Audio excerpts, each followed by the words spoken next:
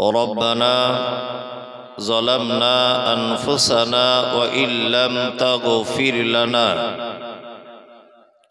وترحمنا لنكونن من الخاسرين آمين اللهم صل على محمد وعلى آل محمد كما صليت على إبراهيم وعلى آل إبراهيم إنك حميد مجيد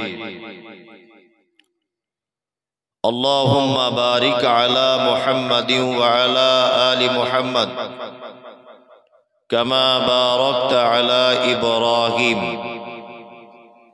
وعلى آل إبراهيم إنك حميد مجيد آمين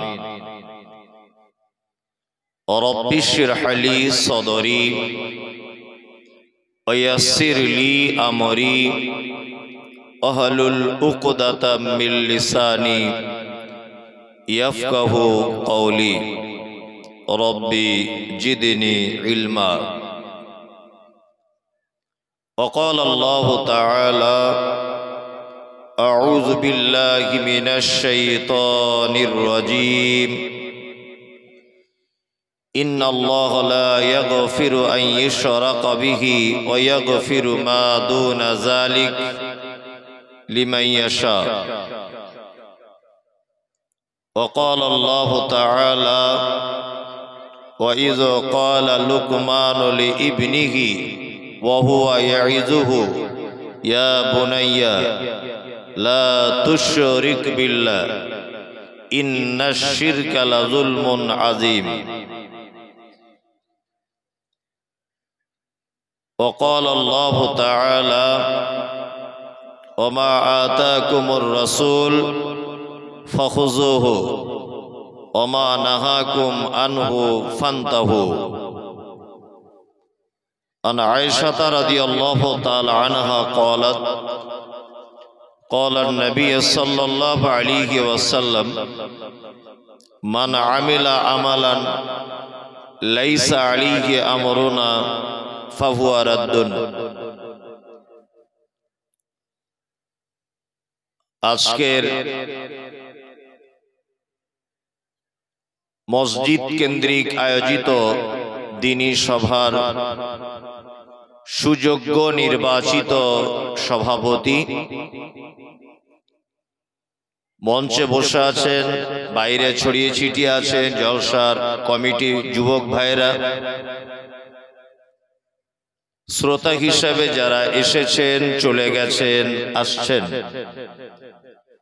নারী পুরুষ আবাল বৃদ্ধ বনিতা নির্বিশেষে সকলকে জানাচ্ছি আন্তরিক শুভেচ্ছা, ভালোবাসা, প্রেম, মোবারকবাদ, ধন্যবাদ, সাধুবাদ, স্নেহাশিস যথাক্রমে শ্রেণীগতভাবে। এতক্ষণ পর্যন্ত আপনারা হাদিস এবং কোরআনের আলোকে অনেক মূল্যবান বক্তব্য শ্রবণ করেছেন। আমি অনেক দূর থেকে এসেছি, আমার কণ্ঠস্বর অত যে বিশাল ভালো আগের বক্তার মতো তাও নয়। ভাঙাচুরো গলায়, টোটাফাটা ভাষায়, অল্প বিদ্যাতে আপনাদের সামনে আমি কিছু কথা আলোচনা করব ইনশাআল্লাহ। আলোচ্য বিষয়ের পূর্বে দুটি কথা বলে রাখছি। মায়েরা যারা আপনারা কথা বলছেন অতিরিক্ত, বৃক্ষ তোমার নামটি কি গো, ফলে পরিচয়। আপনি কোন বাড়ির মেয়ে?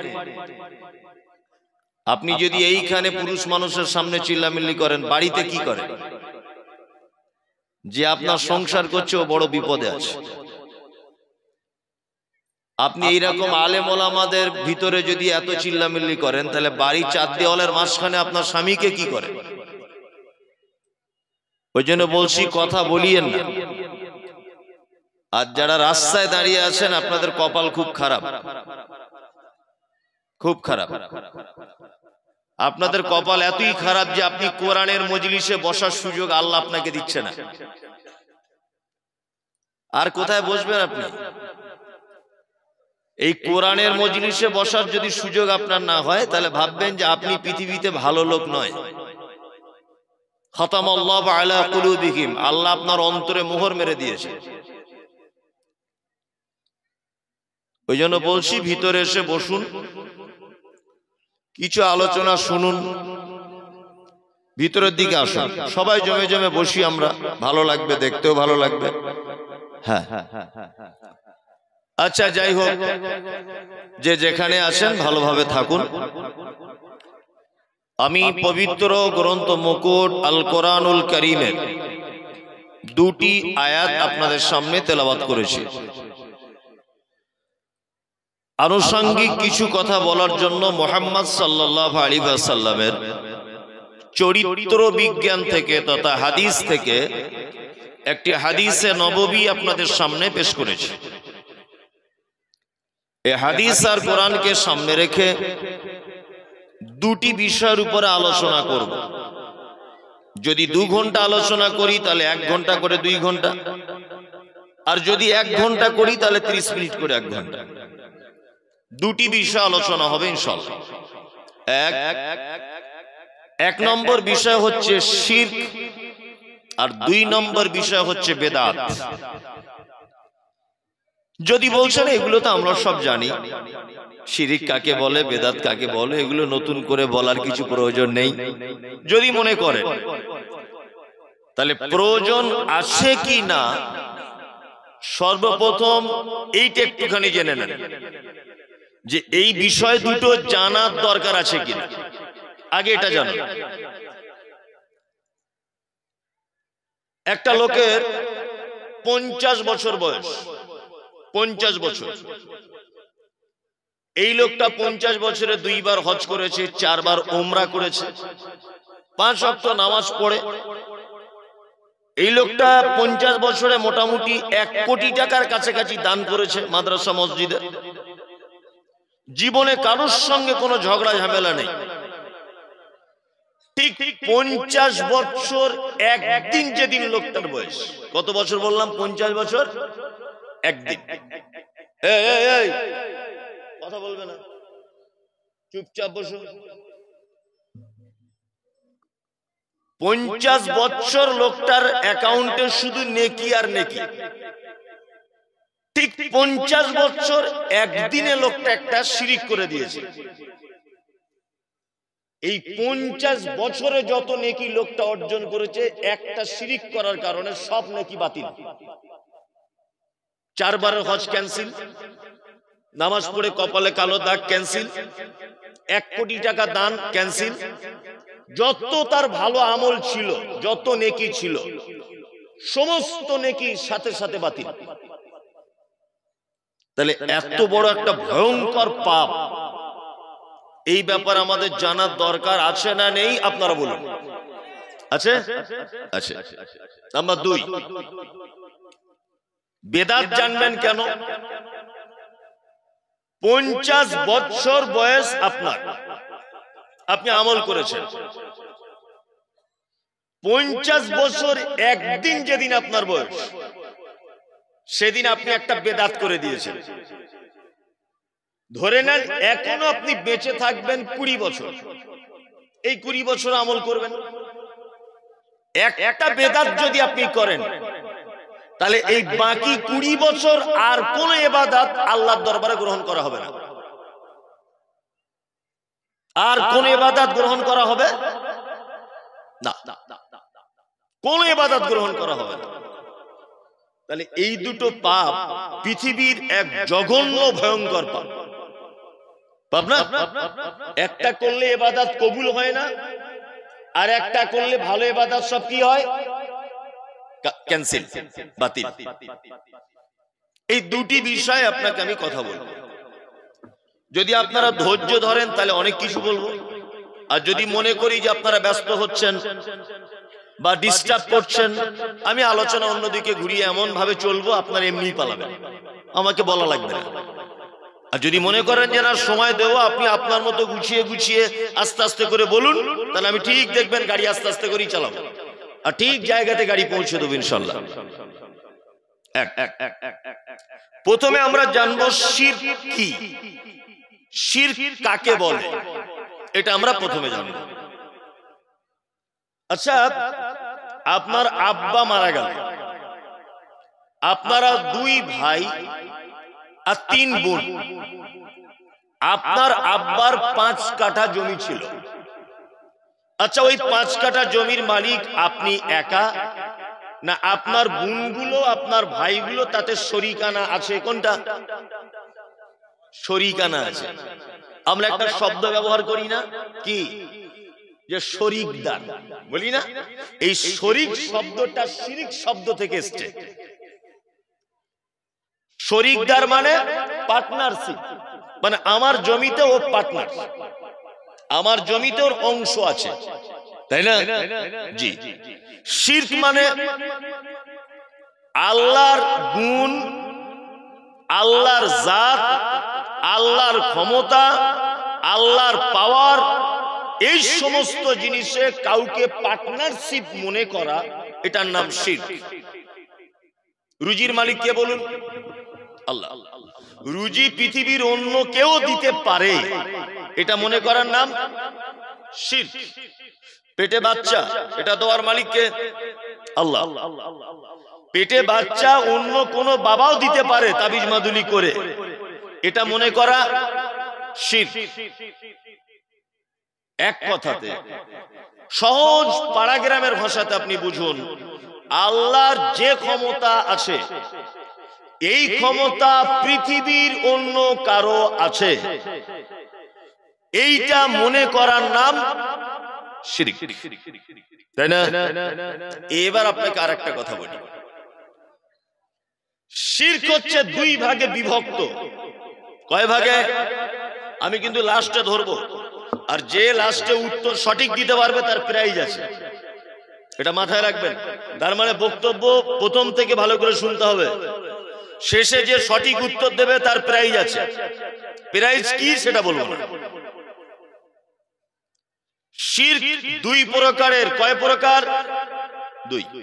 আপনি এখন ধরে নেন আপনি ছাত্র আর মমতাজুল ইসলাম আমার টিচার, তাহলে দেখবেন অনেক কিছু জানতে পারবেন। আপনি ভাবুন এই মুহূর্তে যে মমতাজুল ইসলাম আমার শিক্ষক আর আমি ওর ছাত্র, তারা দেখবেন অনেক কিছু করে বোঝানো যাবে।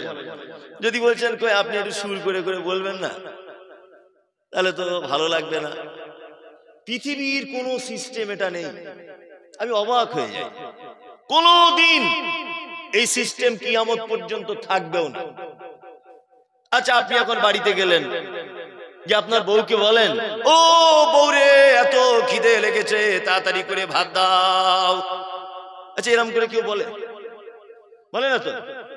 কি করে বলে? কই গো সাবিনার মা, তুমি ভাত দিয়ে দাও। এটাই তো, এটাই। আচ্ছা, কোন স্কুলে মাস্টারকে জীবনে দেখেছেন? বাচ্চারা তোমরা সব পড়ো, এ ফর অ্যাপেল, অজগর আসছে তেড়ে, এরকম করে জীবনে কোন স্কুল মাস্টার পড়ায়? মানে পৃথিবীর কোন কথা, মূল্যবান কথা সুর দিয়ে হয় না, সব একটা একটা করে হয়, তাই না? কিন্তু আমাদের সমাজ ব্যবস্থাটা এমন হয়ে গেছে, বলছে বক্তাকে দাওয়াত করলি, গলার কণ্ঠটা ভালো তো, হ্যাঁ, বেদের মেয়ে জ্যোৎস্নার গান জানে তো, হাসাতে পারে, ভ্যাক করতে পারে, ভেলকি জানে না, তো লোক থাকবে না। কি বলছি বুঝতে পারছেন না? পৃথিবীর কোন সিস্টেম এটা নেই। আমি সুর করে বক্তব্য দেওয়া হারাম, জায়েজ না জায়েজ আমি ফতোয়া দিচ্ছি না, আমি বোঝাতে চাইলাম, মানে একটা একটা করে বললে আপনার বুঝতে সুবিধা হবে। শিরক কয় প্রকার? 2 প্রকার। এক হচ্ছে শিরকে আকবার, অর্থাৎ বড় শিরক, আর একটা হচ্ছে শিরকে আসগার। মনে রাখবেন, আমি লাস্টে ধরবো। একটা হচ্ছে বড় শিরক, একটা হচ্ছে ছোট শিরক, ঠিক আছে? এবার আপনাদেরকে বলি, আচ্ছা বলুন, জান্নাতে যেতে গেলে কটা জিনিস লাগে? কারো জানা আছে? জানা নেই? আমি আপনাদেরকে বলে দিই। জান্নাতে যেতে গেলে তিনটা জিনিস লাগে। কটা? তিনটা। এক, ঈমান থাকতে হবে। দুই, মুসলিম হতে হবে। তিন, ভালো কাজ থাকতে হবে, সৎ আমল থাকতে হবে। ঈমান থাকতে হবে, মুসলিম হতে হবে, আর কি করতে হবে? সৎ কাজ থাকতে হবে।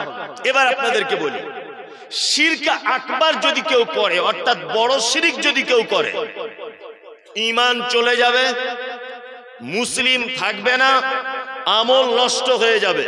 তাহলে বলুন তো, এই লোকটার জান্নাতে যাওয়ার অপশন থাকলো? জান্নাতে যাওয়ার সুযোগ থাকলো? তিনটাই নষ্ট। বড় শিরক যদি কেউ করে, ঈমান চলে যাবে, মুসলিম থাকবে না, আর আমল বরবাদ হয়ে যাবে। তার মানে জান্নাতে যাওয়ার সুযোগ থাকলো না। ছোট শিরক যদি কেউ করে, ছোটখাটো যদি কেউ শিরক করে, তাহলে ওর ঈমানের খাতরা হবে, আমলের খাতরা হবে, কিন্তু মুসলিম থেকে যাবে। মানে ও আবার ঈমানে ফেরত আসার সুযোগ আছে, ভালো কাজ করার সুযোগ আছে, কিন্তু বড় শিরক করে দিলে আর ওর কোনো সুযোগ থাকবে না। এইবার আপনাদেরকে আর একটা কথা বলবো, সেটা কি? শিরক করলে আল্লাহ এত রেগে যায় কেন?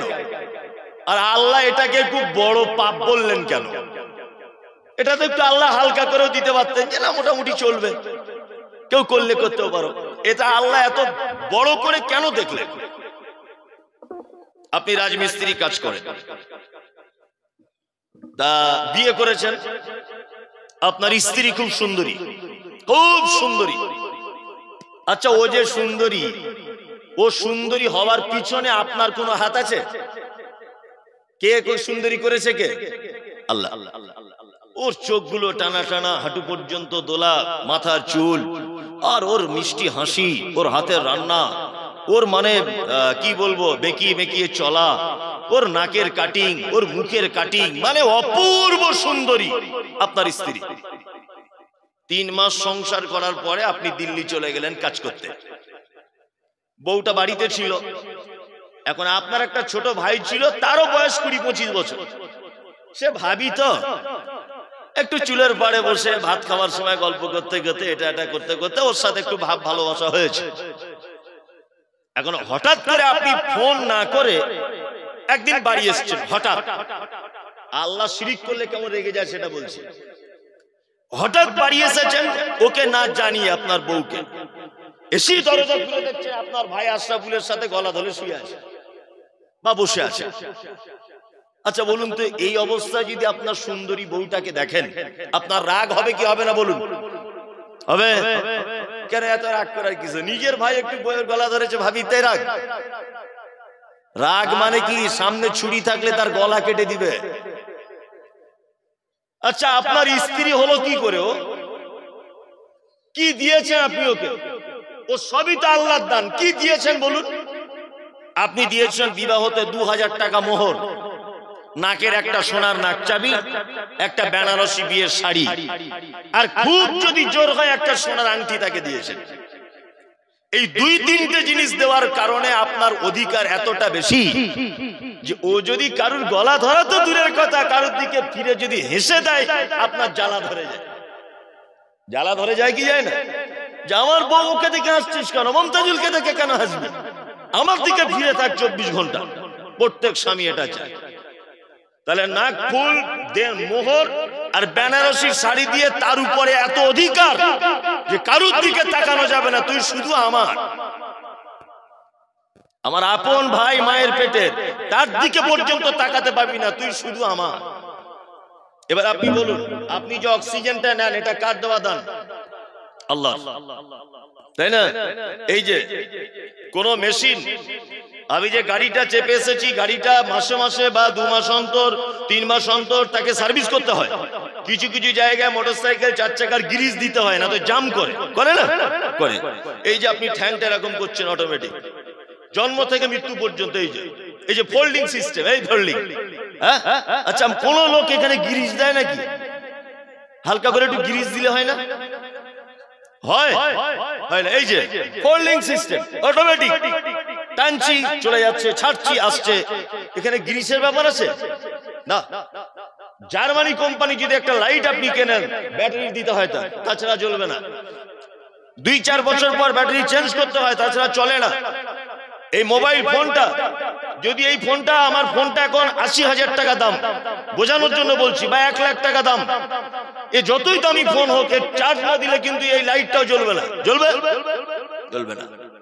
জন্ম থেকে নিয়ে মৃত্যু পর্যন্ত এই যে চোখে দেখছেন, এই যে পাওয়ারফুল ব্যাটারি, এটা কার দান? আল্লাহর দান। আপনার গোটা বডিতে যা কিছু আছে কার দান? আল্লাহ। আপনি খান, কার রুজি খান? আল্লাহ। জমিনে চলেন, এই জমিন কার? আল্লাহ। আপনি কথা বলেন, এই স্পিকার, সাউন্ড সিস্টেম, এটা কার? আল্লাহ। সমস্ত কিছু আল্লাহ।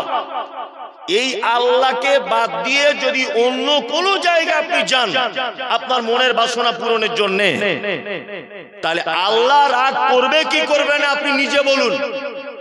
করবে? 1 টাকার নাকফুল, 5 টাকার বেনারসি আর 5,000 টাকা মোহর দেওয়া বউ যদি অন্যদিকে ফিরলে যদি তোমার জ্বলন ধরে, যে আল্লাহ তোমাকে তৈরি করেছে এই আল্লাহকে বাদ দিয়ে তুমি যদি এখন কোন একটা ছেঁড়া ন্যাংটো বাবার কাছে গিয়ে, দরবারে গিয়ে চাদর চড়িয়ে দেওয়া সেজদা করো, আল্লাহ রাগ করে কি করে না? মৃত্যু পর্যন্ত যদি আপনি একটা সেজদাও যদি দেন, মৃত্যু পর্যন্ত, জীবনে একটাও যদি আপনি সেজদা দেন, সেই সেজদাটা শুধু কার জন্য হবে? আল্লাহর জন্য। আল্লাহ ছাড়া কারো জন্য এ মাথা নত করা চলবে না। আল্লাহ শিরক করলে এই জন্য এত রেগে যায়। শিরক আকবার কয়েকটা ভাগে বিভক্ত। শিরক আকবার কয়েকটা ভাগে বিভক্ত, অর্থাৎ বড় শিরক আবার কয়েকটা ভাগে বিভক্ত। এক, আশ-শিরক ফি যাত, আল্লাহ সুবহানাহু ওয়া তাআলা যে একক সত্তা, আল্লাহ সুবহানাহু ওয়া তাআলা যে একক সত্তা, এইটার প্রতি বিশ্বাস স্থাপন করে যে সে শিরক আকবার মুক্ত। আর যে এটা ভাবে যে আল্লাহ ছাড়াও দ্বিতীয় কেউ আছে, সে শিরকে যুক্ত। এবার আপনাকে একটা কথা বোঝাই, খ্রিস্টান ভাইদের 3টা আল্লাহ, 3টে।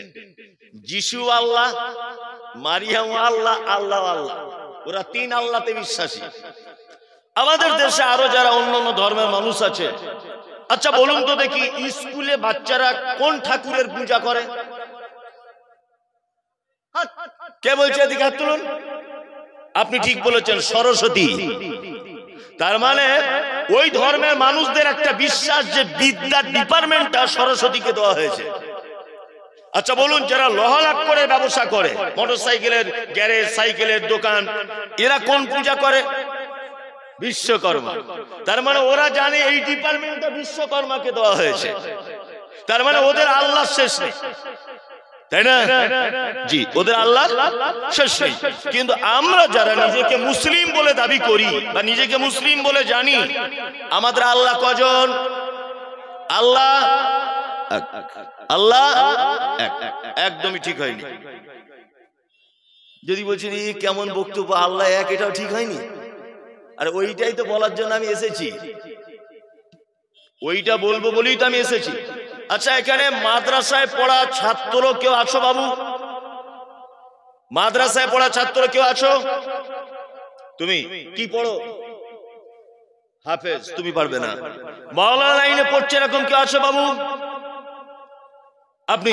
আলহামদুলিল্লাহ। আপনি শুধু আমি একটা কথা বলবো, একবার হাত তুলবেন। আল্লাহ কজন? এক। আল্লাহ কজন বলুন? একজন। এই কথাটা কত মারাত্মক যে ভুল আজও রয়েছে, আমরা এই ব্যাপারটা একটু সংশোধন করে নিই। দেখবেন আমি বললে আপনার মগজ সঙ্গে সঙ্গে ধোলাই হয়ে যাবে যে সত্যিই তো তাই। এক। আচ্ছা, বাংলাতে আছে 1 2 3 4 5 6 7 8 9 10 আছে না? আছে। ইংরেজিতে আছে এরকম 1 2 3 4 হাবি জাবি 100 পর্যন্ত। আচ্ছা আরবিতেও কি এরকম আছে? আরবিতে এককে কি বলে একজন বলুন? কে? ওয়াহিদ। ইয়েস, আরবিতে এককে বলে ওয়াহিদ। ওয়াহিদ, ইসনা, সালাসা, আরবা, খামসা, সিত্তা, সাবা, এইভাবে 100 পর্যন্ত। ওয়াহিদ মানে এক। এবারে বলুন, আল্লাহ পবিত্র আল কোরআনে বলছেন কুল হুয়াল্লাহু আহাদ। আচ্ছা আহাদ মানে এর বাংলা মানে কি? কেউ বলতে পারবেন কুল হুয়াল্লাহু আহাদের বাংলা মানেটা? হে নবী আপনি বলুন আল্লাহ না, হয়নি, এক নয়। একের বাংলা তো ওয়াহিদ, ও তো বললো ওয়াহিদ মানে এক। আল্লাহ শব্দ ব্যবহার করছে ওয়াহিদ না আহাদ, কোনটা? আহাদ। তাহলে আহাদ আর ওয়াহিদের আসমান জমিন ডিফারেন্স, আসমান আর জমিন ডিফারেন্স। ওয়াহিদ মানে এক। তা আল্লাহ তো বলতে পারতেন কুল হুয়াল্লাহু ওয়াহিদ, এটা বলেছেন? বলেননি। তিনি কি বলেছেন? কুল হুয়াল্লাহু আহাদ। এই আহাদ আর ওয়াহিদের ডিফারেন্সটা আপনাকে দেখাই। ওয়াহিদ মানে এমন এক, এটা ধরে নেন একটা বোর্ড। আমি কিন্তু একদম বাচ্চা ছেলের মতো বোঝাচ্ছি, এটা একটা বোর্ড। আমি একজন শিক্ষক বাচ্চাকে বোঝাচ্ছি। এখানে আমি এক লিখলাম, এক। আচ্ছা একের পাশে একটা শূন্য দিলাম, কত হলো? 10। তা 10টা যখন বলছি তখন একের কোনো অস্তিত্ব থাকছে না। আমি একের পাশে 5 লিখে দিলাম, কত হলো? 15। তাহলে আমি যখন 15 বলছি একের কোনো অস্তিত্ব থাকছে না। তার মানে এই এক কখনো কখনো অন্যজনার মুখাপেক্ষী হয়। এই একের পাশে কখনো কখনো কেউ বসতে পারে, যেমন 0 বসেছে 10 হলো, 5 বসেছে 5 হলো, 15 হলো। তার মানে এই এক অপরের উপরে নির্ভরশীল, তাই না? এই একটাকে আরবিতে বলে ওয়াহিদ। আর আল্লাহ শব্দ ব্যবহার করছে কুল হুয়াল্লাহু আহাদ। আহাদ মানে হচ্ছে একক। একক মানে যার আগে কেউ থাকবে না, পরে কেউ থাকবে না, যে কারুর উপরে নির্ভরশীল নয়, যে কারুর মুখাপেক্ষী নন, তিনি কে? আল্লাহ। ওই জন্য আপনাকে কেউ কখনো যখন প্রশ্ন করবে আল্লাহ কয়জন, আপনি বলবেন আল্লাহ একক। কি বলবেন? একক, এক বলবেন না। কারণ আল্লাহ মুহাম্মদ সাল্লাল্লাহু আলাইহি ওয়াসাল্লামকে ঘোষণা দিচ্ছেন কুল, নবী আপনি বলে দেন সবাইকে ওয়াল্লাহু আহাদ, আমি একক, আমি এক নয়। এক হলে দ্বিতীয় হওয়া সম্ভব না থাকে, এক হলে তার পাশে কেউ বসা সম্ভব না থাকে, এক হলে তার আগে কেউ হওয়া সম্ভব না থাকে। একের আগে 4 বসালে কত হয়? 41। একের আগে 5 বসালে কত হয়? 51। একের পরে 5 দিলে হয় 15। একের আগে পিছু কিছু লাগে।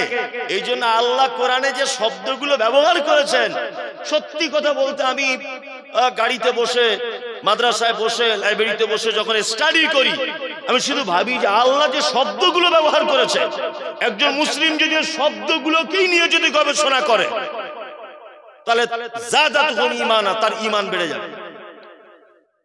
তার ঈমান কি হবে? বেড়ে যাবে। কি শব্দ! আল্লাহ বলছে কুল হুয়াল্লাহু আহাদ। নবী আপনি বলুন আল্লাহ একক, এক নয়, একক। তাহলে আমাদেরকে কেউ জিজ্ঞাসা করলে বলবা আল্লাহ একক। তাহলে আল্লাহ এককের ব্যাপারে যদি কারোর সন্দেহ থাকে তাহলে সে শিরকে আকবারে যুক্ত। এটা বুঝিয়ে দিলাম। আশিরক ফি যাত, আমি বড় শিরকের ভাগ করছি। আশিরক ফি সিফাত, আল্লাহর গুণের উপরে শিরক করা। আল্লাহর গুণের উপরে কি? শিরক করা। আচ্ছা আল্লাহর নাম কটা? কে বলছেন? হাত তুলুন। একজন বলুন, ভুল হলে তো অসুবিধা নেই। কয়টা? 99টা। আচ্ছা আর কেউ? 99টা। আপনিও 99টা? 99টা। আমি এতে একমত নয়। আমি আবার উল্টো কি বললাম বুঝলেন? আল্লাহ, আমি মুমতাজুল ইসলাম, এটা আমার নাম, এটা আমার নাম। আমার নামের আগে লেখা হচ্ছে বক্তা মুমতাজুল ইসলাম। আচ্ছা, বক্তাটা আমার নাম না আমার গুণ? হিমসাগর কোন ফলের নাম? আম।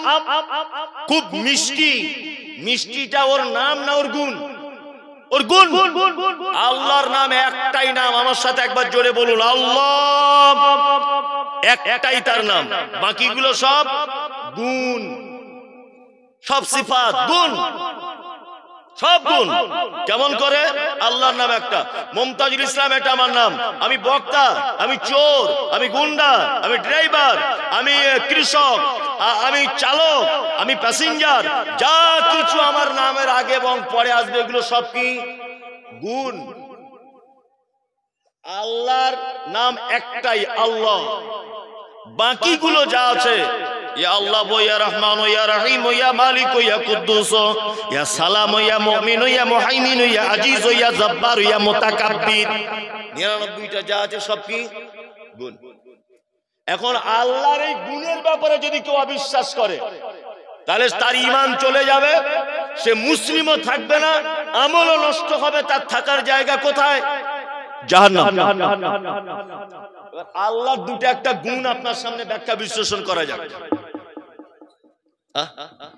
আমার দিকে ফিরুন, খুব মনোযোগ দিয়ে শুনবেন, আমি অনেক গুরুত্বপূর্ণ তথ্য আপনাকে দেবো ইনশাআল্লাহ।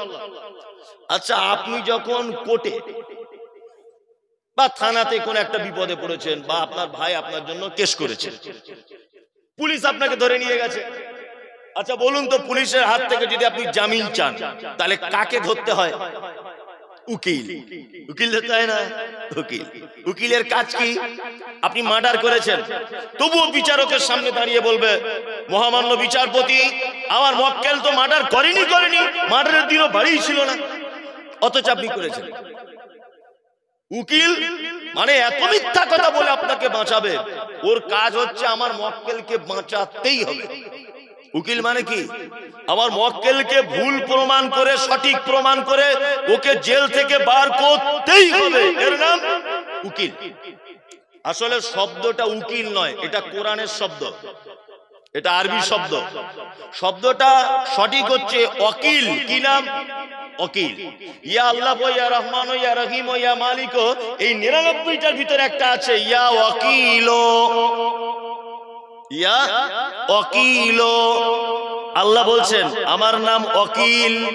এই ওয়াকিল থেকে উকিল, কোর্টের উকিল আমরা বলি। কি বললাম বুঝলেন না? তার মানে আল্লাহ বোঝাতে চাইছে, একটা বান্দা যত রকমেরই বিপদে পড়ুক না কেন, সমস্ত বিপদ থেকে উদ্ধার আমি করতে পারি, আর কেউ পারে না। আমি শুধু করতে পারি একটা বান্দার উদ্ধার, আর কেউ করতে পারে না। এবার আপনার বউয়ের ছেলে হচ্ছে না, দিন রাত দোয়া করছেন, আল্লাহ ছেলে দাও, ছেলে দাও, ছেলে দাও, ছেলে দাও, দোয়া কবুল হচ্ছে না। আপনার শাশুড়ি তখন বলছে, একবার অমুক বাবার কাছে গেলে হতো না, ও ছেলে দিতে পারে, পাড়ায় 3-4 জনের হয়েছে। কি বলছি বুঝতে পারছেন না? আপনি চলে গেলেন, গিয়ে 3-4 হাজার টাকা খরচা করলেন, পাছায় একটা তাবিজ, কোমরে একটা তাবিজ, আবার স্বামীর গায়ে তাবিজ, বালিশের তলায় তাবিজ, 23-24 রকমের তাবিজ বাচ্চা হবে বলে। এই ঘটনার জন্য যদি আপনি কারোর সাহায্য চাইতে যান, তাহলে বলুন এটা আপনি ভুল করলেন না ঠিক করলেন? আপনি নিজে বলুন। ভুল। আপনি যত রকমের বিপদে পড়েছেন, সমস্ত বিপদ থেকে আপনাকে বাঁচাতে পারে কে? আল্লাহ। কিন্তু মানুষকে যে এত বোকা বানানো হচ্ছে, আল্লাহু আকবার।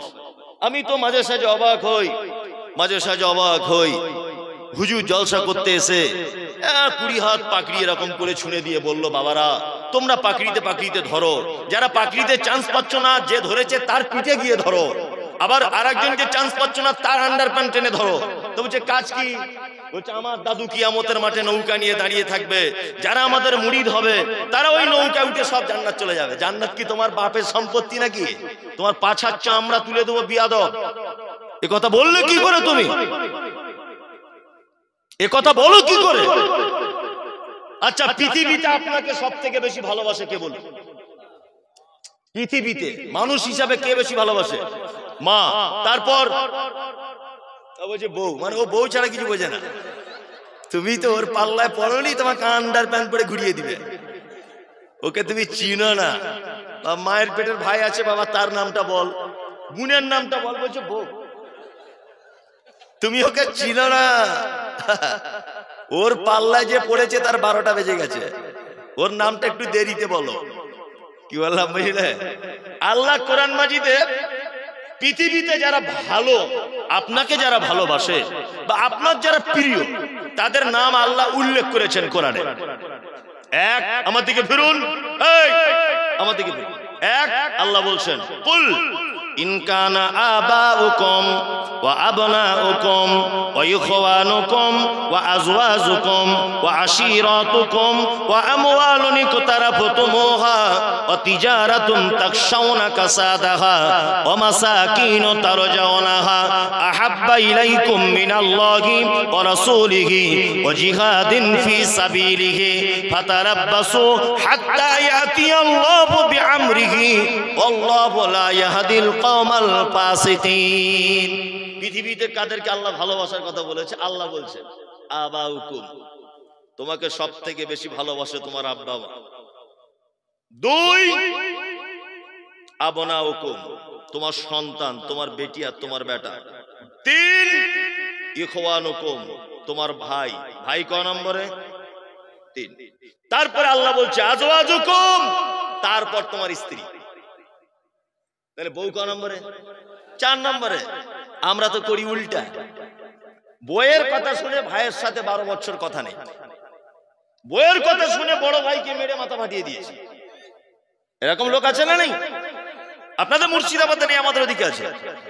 আছে। অথচ কোরআনের উল্টো। কোরআন বলছে প্রথমে ভালোবাসো আব্বা মা, সন্তান সন্ততি, তারপর ইখওয়ানুকুম, তোমার ভাই, ওয়া আজওয়াজুকুম, তোমার স্ত্রী। আমি স্যার ঠিক বলছি তো? জি। তাহলে ধরে নেন এই 4টে ভালোবাসার জিনিস আপনার। আল্লাহ কেমন বাঁচাতে পারে আর হুজুর কেমন বাঁচাতে পারে। আমার দিকে ফিরুন এবার, মজার জিনিস বলি। এইটা ধরে নেন কিয়ামতের মাঠ, এই স্টেজটা কিয়ামতের মাঠ, এটা ধরে নেন। এখন আমি মমতাজুল ইসলাম, আল্লাহ তুমি জাহান্নাম থেকে, তোমাদের দুজনকে খুব মার হবে, খুব গল্প করছো তোমরা, দয়া করে বেটা চুপচাপ মেরে বসো, গল্প করো না, কোরআনের মজলিসে গল্প করতে নেই। আল্লাহ তুমি জাহান্নাম থেকে বাঁচাও। আমাকে 2 জন ফেরেশতা টেনে জাহান্নামে নিয়ে যাচ্ছে, ধরে নেন আল্লাহ জাহান্নাম থেকে বাঁচাও। আমি বোঝানোর জন্য মানুষকে বলছি, 2 জন টেনে আমাকে জাহান্নামে নিয়ে যাচ্ছে। আর এইখানটাতে দাঁড়িয়ে আছে আমার আব্বা আর মা দুজন, আর এইখানটাতে আছে কে? আমার স্ত্রী, না আমার ভাই, আমার ছেলে। তারপরে আছে কে? আমার ভাই। 4 নম্বরে আছে কে? স্ত্রী। এবার আমাকে যখন 2 জন ফেরেশতা টেনে জাহান্নামের দিকে নিয়ে চলে যাচ্ছে, আচ্ছা বলুন তো ফেরেশতাদের হাত থেকে আমার আব্বা মা আমাকে বাঁচাতে পারবে? আমার স্ত্রী পারবে? আল্লাহ কোরআনে এই ব্যাপারে কি কথা বলেছেন? আল্লাহ বলছেন ইয়াউমা ইয়াফিরুল মারউ মিন আখি ওয়া উম্মিহি ওয়া আবি ওয়া সাহিবাতিহি ওয়া বানি। আরে কিয়ামতের দিনে মা তার সন্তানের কোনো উপকার করতে পারবে না, স্ত্রী তার স্বামীর কোনো উপকার করতে পারবে না, ভাই তার ভাইয়ের কোনো উপকার করতে পারবে না, সন্তান তার বাপের জন্য কোনো উপকার করতে পারবে না। 9 মাস 10 মাস পেটে ধরা মা যদি উপকার করতে না পারে, তুমি যে ন্যাংটো পীরের মুরিদ হয়ে বসে আছো, ওই পীর সাহেব তোমার উপকার করবে বলে মনে হয়? যে মা পেটে ধরলো, আল্লাহ বলছে ইয়াউমা ইয়াফিরুল মারউ মিন আখি, তোমার মা তোমার কোনো উপকার করতে পারবে না, তোমার বেটা তোমার কোনো উপকার করতে পারবে না। যে মা পেটে ধরেছে, আল্লাহ বলছে ওর কোনো কথা চলবে না, ওর কোন রকমের অভিযোগ চলবে না। আহকামুল হাকিমিন, সেদিন বিচারকের বিচারক আমি।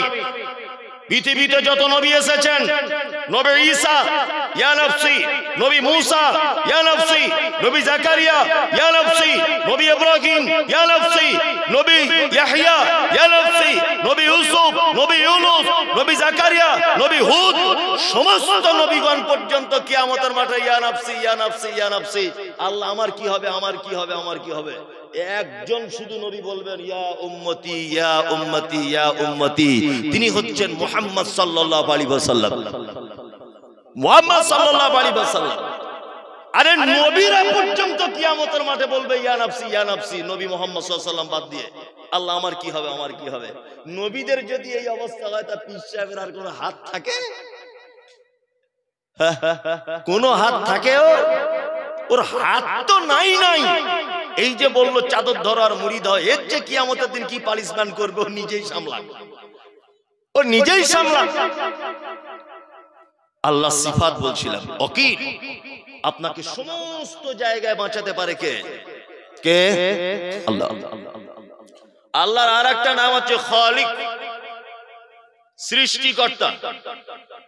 কি সৃষ্টিকর্তা? আল্লাহ শুধু সৃষ্টিকর্তা নন, সুবহানাল্লাহ। এইটার ব্যাখ্যা করলে 1 ঘন্টা লাগবে।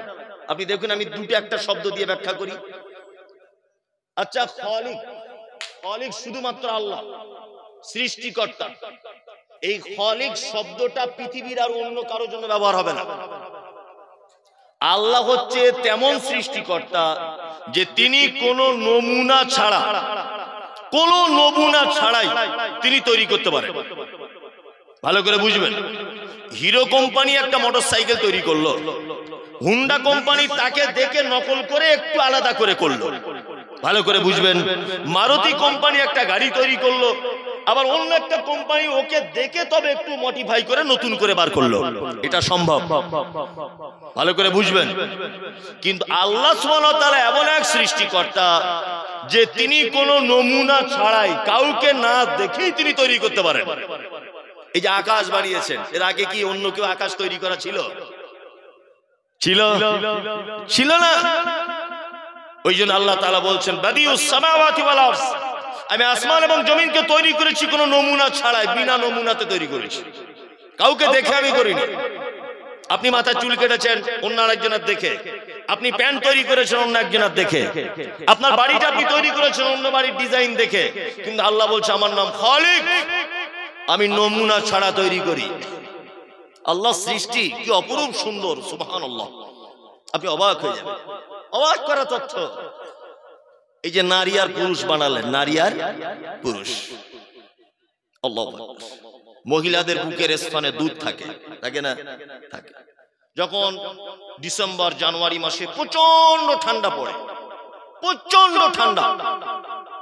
আচ্ছা বলুন, ধরে নেন আপনার গ্রামের কোন একটা মেয়ে কাশ্মীরে গেছে, চারিদিকে বরফে ঢাকা, ওর বাচ্চা আছে একটা 1 বছরের, মেয়েটা মানে বরফের কারণে বার হতে পারছে না ঘর থেকে। তাহলে ওর শরীরটাও তো ঠান্ডা থাকবে কি থাকবে না? থাকবে। আল্লাহ বলছে, আমার নাম খালিক, ওর দেহটা ঠান্ডা, কিন্তু এর বুকের স্তনের মাঝখানে আমি একটা টেম্পারেচার মেশিন বসিয়ে রেখেছি। বরফ যতই পড়ুক, বাচ্চা দুধ পান করবে বলে ওর ভিতরের মেশিন অটোমেটিক দুধটাকে গরম করছে। সুবহানাল্লাহ।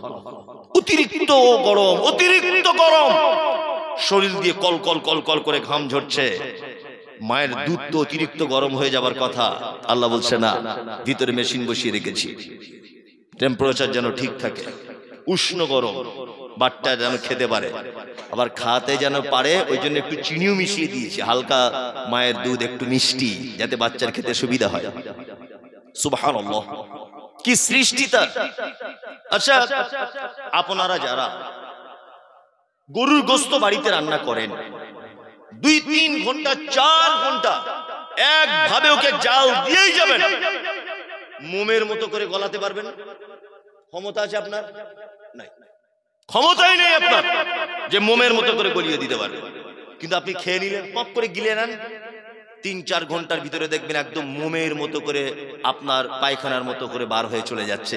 তাহলে ভিতরে কত টেম্পারেচার লাগে, আর কেমন দামি মেশিন ব্যবহার করা হয়েছে, আপনি কি বুঝতে পারছেন তিনি কেমন খালিক? আল্লাহ সুবহানাহু ওয়া তাআলা নাম আছে একটা রাজ্জাক। কি নাম? রাজ্জাক। তিনি রুজির মালিক। রুজির মালিককে আল্লাহ। কিন্তু এটা আমরা বলি, কিন্তু বিশ্বাস করি না। বিশ্বাস করি না। ওই জন্য দেখবেন প্রায় দোকানদারদের পিছনে তাবিজ টাঙানো আছে, লাল মাদুলি সাদা মাদুলি ঘুরছে। কারণ কি বলছে? বেচাকেনা বেশি হবে। করে কি করে না দোকানদাররা? করে। আমি মাঝে সাঝে অবাক হয়ে যাই, অবাক হই। ইমাম সাহেবের বেতন 6000, আর দোকানদারের তাবিজ নিয়েছে 600 টাকা। তা হচ্ছে তাবিজের কাজ কি? তা হচ্ছে সব দোকান আশেপাশে কাস্টমার কমে যাবে, সব কাস্টমার তোমার দোকানে এসে ভিড় করবে। তা মনে মনে ইমাম সাহেবকে বলছি, তোমার তাবিজের এত যখন বরকত, তুমি 6,000 টাকা চাকরি করছো কেন? ওই তাবিজ মসজিদের কমিটিকে করে তোমার বেতনটা 60,000 করো, তবেই তো বলবো বাপের বেটা। তা ওটাও একটা চিটিংবাজি, ভাওতাবাজি। কি বলছি বুঝতে পারছেন না? মানে ও এত বড় চালাক, সারা দুনিয়ার ছেলে মেয়েদের তাবিজ দিয়ে বেড়ায়, অথচ ওর বউ যখন অসুস্থ হয় ভেলোরে নিয়ে যায়। কেন তোমার তাবিজ দিয়ে ছাড়াও, দেখি তুমি কত বাপের বেটা। মানে ও জানে এটা ভাওতাবাজি। কি বলছি বুঝতে পারছেন না? আপনি অসুস্থ হলে বলবে তাবিজ দেন ভালো হয়ে যাবে, ওর ছেলে অসুস্থ হলে কলকাতায় যায় এসি ট্রেনে করে, আর আপনার বেটাকে তাবিজ দিয়ে ছাড়ায়। আল্লাহু আকবার। আল্লাহ সুবহানাহু ওয়া তাআলা হচ্ছে রুজির মালিক। তিনি মানুষকে রুজি দান করেন, এবং দান যেটা করেন বিনা স্বার্থে তিনি দান করেন, কোনো স্বার্থ নেই। আমি সিপিএম পার্টি করি, এই গ্রামে আমার বাড়ি। তৃণমূল পার্টির মেম্বারের কাছে ঘর এসেছে 10টা, আর আমি ভোটের সময় ওপেন সিপিএম এর পতাকা নিয়ে ঘুরি। আচ্ছা বলুন তো, 10টা ঘরের মধ্যে একটা আমি পাবো? আমার নাম এলেও কেটে দিবে, তুই আমাদের দলে ঘুরিস না, তোর ঘর পাবি না, তোর নাম ওই ফটিকের কাছে চলে গেছে। তার মানে কি, ও ঘর দেবে দেখে দেখে দেখে দেখে দেবে, দেবে না? আমার আল্লাহ কেমন রুজির মালিক। বাবরি মসজিদ যিনি ভেঙেছেন, ভেঙে রাম মন্দির তৈরি করেছেন নরেন্দ্র মোদী সরকার। আজকে এসআইআর করে মুসলিমদেরকে কোন ঠাসা করে দেওয়ার পরিকল্পনা করেছিলেন, কিন্তু আল্লাহ চক্রান্ত তো বড় চক্রান্ত। এখন ঘুরিয়ে, খারাপ কথাটা বলবো না, ঘুরিয়ে বাঁশ বলে না, সে ঘুরিয়ে বাঁশ হয়ে গেছে। এখন এসআইআর এর নাম বাদ যাচ্ছে সব ওদের, আমাদের নাম খুব একটা বাদ যায়নি। এতে বিহারে 4 লক্ষ লোকের নাম বাদ গেল, 3 জন রোহিঙ্গা, 78 জন মুসলিম, সব ওরা। এই শুভেন্দু অধিকারী খুব চিল্লামিল্লি করছিল, ওর বাড়ির পাশের গ্রামে 250টা হিন্দু পরিবারের নাম বাদ গেছে। কি করবে করো এবার। এই যে অসীম সরকার নদিয়ার খুব বাড়াবাড়ি করছিল, হ্যাঁ, মথুয়াদের তো 80% নাম বাদ চলে গেছে। কি করবে করো, উল্টে কচু গাল লেগে গেছে। কি বললাম বুঝতে পারছেন তো?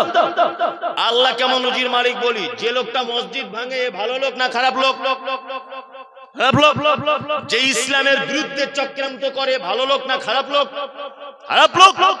আল্লাহ তাআলা বলছে আমি রুজির মালিক, রুজির এমন মালিক যে আমি কারুর থেকে কিছু বিনিময় চাই না, এমনিতেই রুজি দিই। সুবহানাল্লাহ। নরেন্দ্র মোদীর মতো মানুষকে রুজি দেয় কে? অমিত শাহর মতো মানুষকে রুজি দেয় কে? শুভেন্দুকে রুজি দেয় কে? অসীম সরকারকে রুজি দেয় আল্লাহ, তাই না? আল্লাহ যদি রুজির মালিক হবে, তাহলে এদের তো রুজি বন্ধ করে পিঁপড়ের মতো টিপে মেরে দিতে পারতেন। পারতেন কি পারতেন না? পারতেন। কিন্তু আল্লাহ বলছে না, আমি এমন রুজির মালিক, মানুষকে কোনো স্বার্থের কারণে রুজি দিই না, এমনিতেই দিই। আমার নাম রহমান। আমার নাম কি? রহমান। এমনিতেই দয়া করি। চলুন, আল্লাহ সুবহানাহু ওয়া তাআলার গুণবাচক নাম আছে। এবার আপনাদেরকে একটা নতুন জিনিস আবার শুনিয়ে দিই, আপনি জানতেন মনে করিয়ে দিচ্ছি। এক, অনেক মানুষ মসজিদে নামাজ পড়ে 4 বছর হচ্ছে, 4 বছর পরে নামাজ পড়া ছেড়ে দিয়েছে। ওকে জিজ্ঞেস করছি কি ব্যাপার ভাই, নামাজ পড়া ছেড়ে দিলে? তা বলছে ভাই সে পড়েও যা না পড়েও তাই, বরঞ্চ যারা পড়ে না ওরাই 2 তলা বাড়ি করে ফেলছে, আর আমার ফালতু টাইম লস হচ্ছে। আরে এত দোয়া করছি, ঘোড়ার ডিম একটা বড় আশা নিয়ে গিয়েছিলাম যে আল্লাহ লটারি ফার্স্ট প্রাইজটা 1 কোটি টাকা আমার পুরো। 4 বছর ধরে দোয়া করছি, লটারি কাটছি, পড়ছেও না। এই দোয়া কবুল হয় না বলে ঘোড়ার ডিম মৌলী সাহেব আর যাই না মসজিদে। দোয়া কবুল হবে কি করে? তুমি তো দোয়া করতেই জানো না। তুই দোয়া করতে জানো? দোয়া তো করতেই জানো না, ওই জন্য দোয়া কবুল হয়। এখন এই মাইকটা খারাপ, হঠাৎ করে আমি যদি হাবেজ সাহেবকে ডেকে বলি হাবেজ সাহেব আসুন তো একটু মাইকটা ঠিক করে দেবেন, তো ও কোরআন ঠিক করতে পারবে, ও মাইকের কোনো কাজ করতে পারবে না। একটা কাঠের মিস্ত্রিকে যদি ডাকি, ভাই আপনি একটু আসুন তো মাইক খারাপ হয়ে গেছে, ও খাট ঠিক করতে পারবে, জানলা দরজা ঠিক করতে পারবে, মাইকের কোনো কাজ করতে পারবে? পারবে না। কিন্তু একটা ছেলে মাথার চুলগুলো বড় বড়, নাক দিয়ে শিকনি পড়ছে, ছেঁড়া প্যান্ট পরে দাঁড়িয়ে আছে, কিন্তু মাইকের ভালো মিস্ত্রি, ওকে যদি আমি ডাকি যে আব্দুল্লাহ তুমি এসো তো, ও এসে মাইকের উপকার করতে পারবে কি পারবে না? পারবে। তার মানে যে সময় যার প্রয়োজন তাকে সেই সময় ডাকতে হয়। আমাদের দোয়া কবুল হয় না তার একটা কারণ, সেটা কি? টাকার দরকার, টাকার, তাই তো? আল্লাহ টাকা দাও, আল্লাহ টাকা দাও। দোয়া করছেন। অসুস্থ হয়েছেন, একটু সুস্থতা লাভ করতে চাইছেন, আল্লাহ ভালো করে দাও। সংসারে স্বামী স্ত্রী অশান্তি, আল্লাহ ভালো করে দাও। আপনার উপরে দয়ার দরকার, আল্লাহ দয়া করো। তা সব যদি আল্লাহ দিয়ে মিটে যাবে, তার 99টা গুণ দিয়ে ডাকার দরকার কিছু নেই। সব যদি তুমি আল্লাহ দিয়ে কাজ মিটিয়ে নিবে, তার 99টা নামের প্রয়োজন কি ছিল? আল্লাহ কোরআনে বলছেন, ওয়ালিল্লাহিল আসমাউল হুসনা ফাদউ বিহা। বান্দা তোমরা যখন আমাকে ডাকবে, আমার গুণবাচক নাম দিয়ে আমাকে ডাকো। আল্লাহ কোরআন মাজিদে কথা বলছেন। টাকা যখন দরকার হবে, আল্লাহ টাকা দাও, এ দোয়া করলে সহজে কবুল করা হবে না। অর্থের যখন প্রয়োজন হবে, তখন হাত তুলে বলতে হবে, ইয়া রাজ্জাক, হে চরম রুজির মালিক, তুমি আমাকে রুজি দাও। সংসারে শান্তি দরকার, হাত তুলে বলতে হবে, ইয়া সালাম, হে চরম শান্তিময়, তুমি আমাকে শান্তি দাও। আপনার প্রতি করুণা দয়ার দরকার, হাত দুটো তুলে বলুন, ইয়া রহমান, তুমি চরম দয়ালু, তুমি আমার উপরে দয়া করো। মামলা মোকদ্দমাতে ফেসে গেছেন, জমি জায়গাতে ফেসে গেছেন, মিথ্যা মামলাতে যুক্ত হয়ে গেছেন, কেউ আপনাকে কষ্ট দিচ্ছে, আপনি সাথে সাথে আল্লাহকে ডেকে বলুন, ইয়া ওয়াকিল, হে চরম বিপদ থেকে উদ্ধারকারী, তুমি আমার বিপদ থেকে বাঁচাও। আল্লাহ বলছে, ওয়ালিল্লাহিল আসমাউল হুসনা ফাদউ বিহা। বান্দা যখন আমাকে ডাকবে, তখন আমার গুণবাচক নাম দিয়ে ডাকো। তার মানে যখন যে নাম ধরে ডাকার কথা, সেই নামে ডাকতে হবে। সব যদি আল্লাহ বলে চালিয়ে দেন, তাহলে এই দোয়া সহজে কবুল করা হবে না। সহজে কবুল করা হবে না। এইবার আপনাদেরকে আর একটা কথা বলি, শিরক ফি সিফাত, মানে আল্লাহর গুণের উপরে মানুষ যে শিরক করে, আর একটা শিরক আছে শিরক ফিল হুকুক। আল্লাহ কোরআন মাজিদে যে বিধান চালু করেছে মুসলিমদের জীবন আদর্শ হিসাবে, এই বিধান যদি কেউ পরিবর্তন করতে চায়, এটা হচ্ছে শিরক আকবার। কি বললাম বুঝলেন? আর আরো শিরক আছে, তার মধ্যে একটি শিরক হচ্ছে এই যে আশিরক ফিল আকীদা, বিশ্বাসগত শিরক। বিশ্বাসগত শিরক বুঝেন? বাচ্চা ছেলেকে নিয়ে বৌমা দাঁড়িয়ে আছে মেন গেটের সামনে, শাশুড়ি এসে বলছে, আরে বৌমা, ভরা দুপুর বেলাতে আমার পোতাকে নিয়ে দাঁড়িয়ে আছো কেন? নজর লেগে যেতে পারে। তখন কি করছে বৌমা? বলছে, মা তাহলে কি করব? বলছে, চুলোর তলার কালি আর সরিষার তেল ফেটে ওর এইখানে একটার পাছায় একটা লাগিয়ে দাও, তাহলে আর নজর লাগবে না। এটা শিরক, এটা বিশ্বাসগত শিরক। বাচ্চা ছেলের দাঁত ভেঙে গেলে ওর মা বলে, ইঁদুরের গর্ততে দিয়ে দে, তাহলে ইঁদুরের মতো দাঁত উঠবে, খুব সরু সরু। এই বিশ্বাসগত শিরক। বৃহস্পতিবারে বাঁশ কাটতে নেই, এ কথা শিরক। রাতের বেলা গাছের ফল কাটতে নেই, এ কথা শিরক। কি বললাম বুঝলেন না? মেয়েদের বাচ্চা হলে আতুর ঘর থেকে বার হতে গেলে ছোট একটা লোহার টুকরো পকেটে নিয়ে হাতে নিয়ে বার হতে হয়, এ কথা শিরক।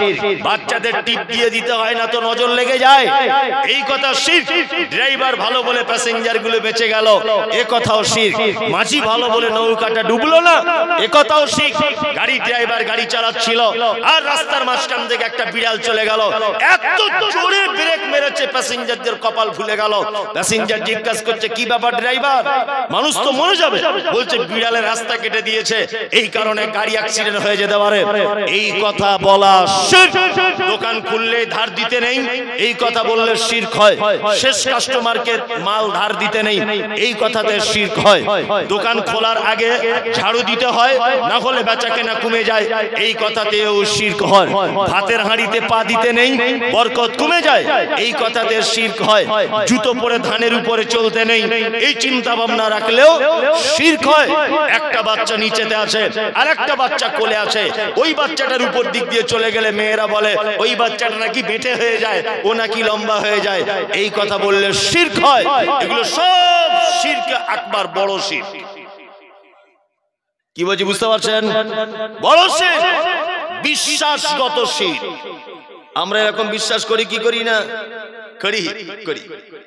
এই দেখুন, এখানে এখন আপনি দেখুন, কত লোক হাতে আংটি পড়ে আছে, আংটি আর পাথর লাগিয়ে রেখেছে, চারটে আংটি চারটে পাথর। বড় ভাই কি ব্যাপার, এই পাথরের কাজ কি? বলছে বউ কথা শোনে না তাই। আর মেজো পাথর তার কাজ কি? বলছে ঘন ঘন বাপের বাড়ি যায়, গেলে আর আসতে চায় না। এইটার কাজ কি? বলছে গোপন ব্যাপার বলা যাবে না, স্বামী স্ত্রীর ব্যাপার। আর এইটা কি? বলছে এটা তো মুখে আনাই যাবে না, এত গোপন ব্যাপার। চারটে আংটি পরে বসে আছে। তার মানে ওর একটা ধ্যান ধারণা যে আংটির পাথর আমার কোন উপকার করতে পারে। হযরত ওমরের নাম শুনেছেন? ওমরের নাম শুনেছেন তো? মারাত্মক খাতারনাক লোক। আল্লাহ রাসূল বলছেন ওমর যে রাস্তা দিয়ে চলে, ওই রাস্তা দিয়ে ইবলিস শয়তান পর্যন্ত চলে না, এত ভয়ঙ্কর হযরত ওমর। পৃথিবীতে একটি পাথর আছে, জান্নাত থেকে এসেছে। আল্লাহর নবী বলছেন ওই পাথর যখন জান্নাত থেকে আসে তখন দুধের থেকেও সাদা ছিল। পাথরটির নাম হচ্ছে হাজরে আসওয়াদ। হাজী সাহেবরা হজ করতে গেলে কাবার এক কোণাতে দেখবেন হাঁড়ির মুখের মতো এরকম করে ছবি দেওয়া আছে, ওইখানে হাজী সাহেবরা চুম্বন করে। আল্লাহর নবী বলছেন ওই পাথর যখন দুনিয়াতে ফেলা হয় দুধের থেকেও সাদা ছিল, কিন্তু আদম সন্তান তাকে চুম্বন করতে করতে পাপের বোঝা নিয়ে পাথর একদম কালো হয়ে গেছে। আল্লাহর নবী চুমু করেছেন, চুম্বন করতে বলেছেন। হযরত ওমর আল্লাহর নবী চলে যাওয়ার পরে হজ করতে গেছেন। হজ করতে গিয়ে কাবার চারিদিকে ঘুরছেন, আর পাথরটা ঠিক সোজাসুজি হয়ে আঙুলটা বাড়িয়ে দিয়ে বলছেন, হে হাজরে আসওয়াদ, কোশ্চিনকালে আমি তোমাকে চুম্বন করতাম না, কখনোই আমি তোমাকে চুম্বন করতাম না, কারণ তুমি একটা পাথর, তুমি মানুষের কোনো উপকারও করতে পারো না, ক্ষতিও করতে পারো না। শুধু আমি তোমাকে চুম্বন এই কারণে করবো, আল্লাহর নবী করেছিলেন তাই, তাছাড়া তোমাকে জীবনে আমি চুম্বন করতাম না। হযরত ওমর বলছে হাজরে আসওয়াদ জান্নাতের পাথর, মানুষের কোনো ভালো মন্দ করতে পারে না। তুমি যে অষ্ট ধাতু আংটি পরে আছো, কুকুরে পেচ্ছাপ করে কলকাতাতে বিক্রি হয়, কুকুরে পেচ্ছাপ করে। এটা আমার নিজে দেখার কথা বলছি, কুকুরে দাঁড়িয়ে ঠ্যাং তুলে পেচ্ছাপ করে। আর ওইটা তুমি 1200 টাকা দিয়ে কিনে এনেছো তোমার বউ কথা শুনবে বলে, যে দিয়েছো ও আর এক চিটার, আর তুমি এক মারাত্মক বড় গোপাল ভাঁড়।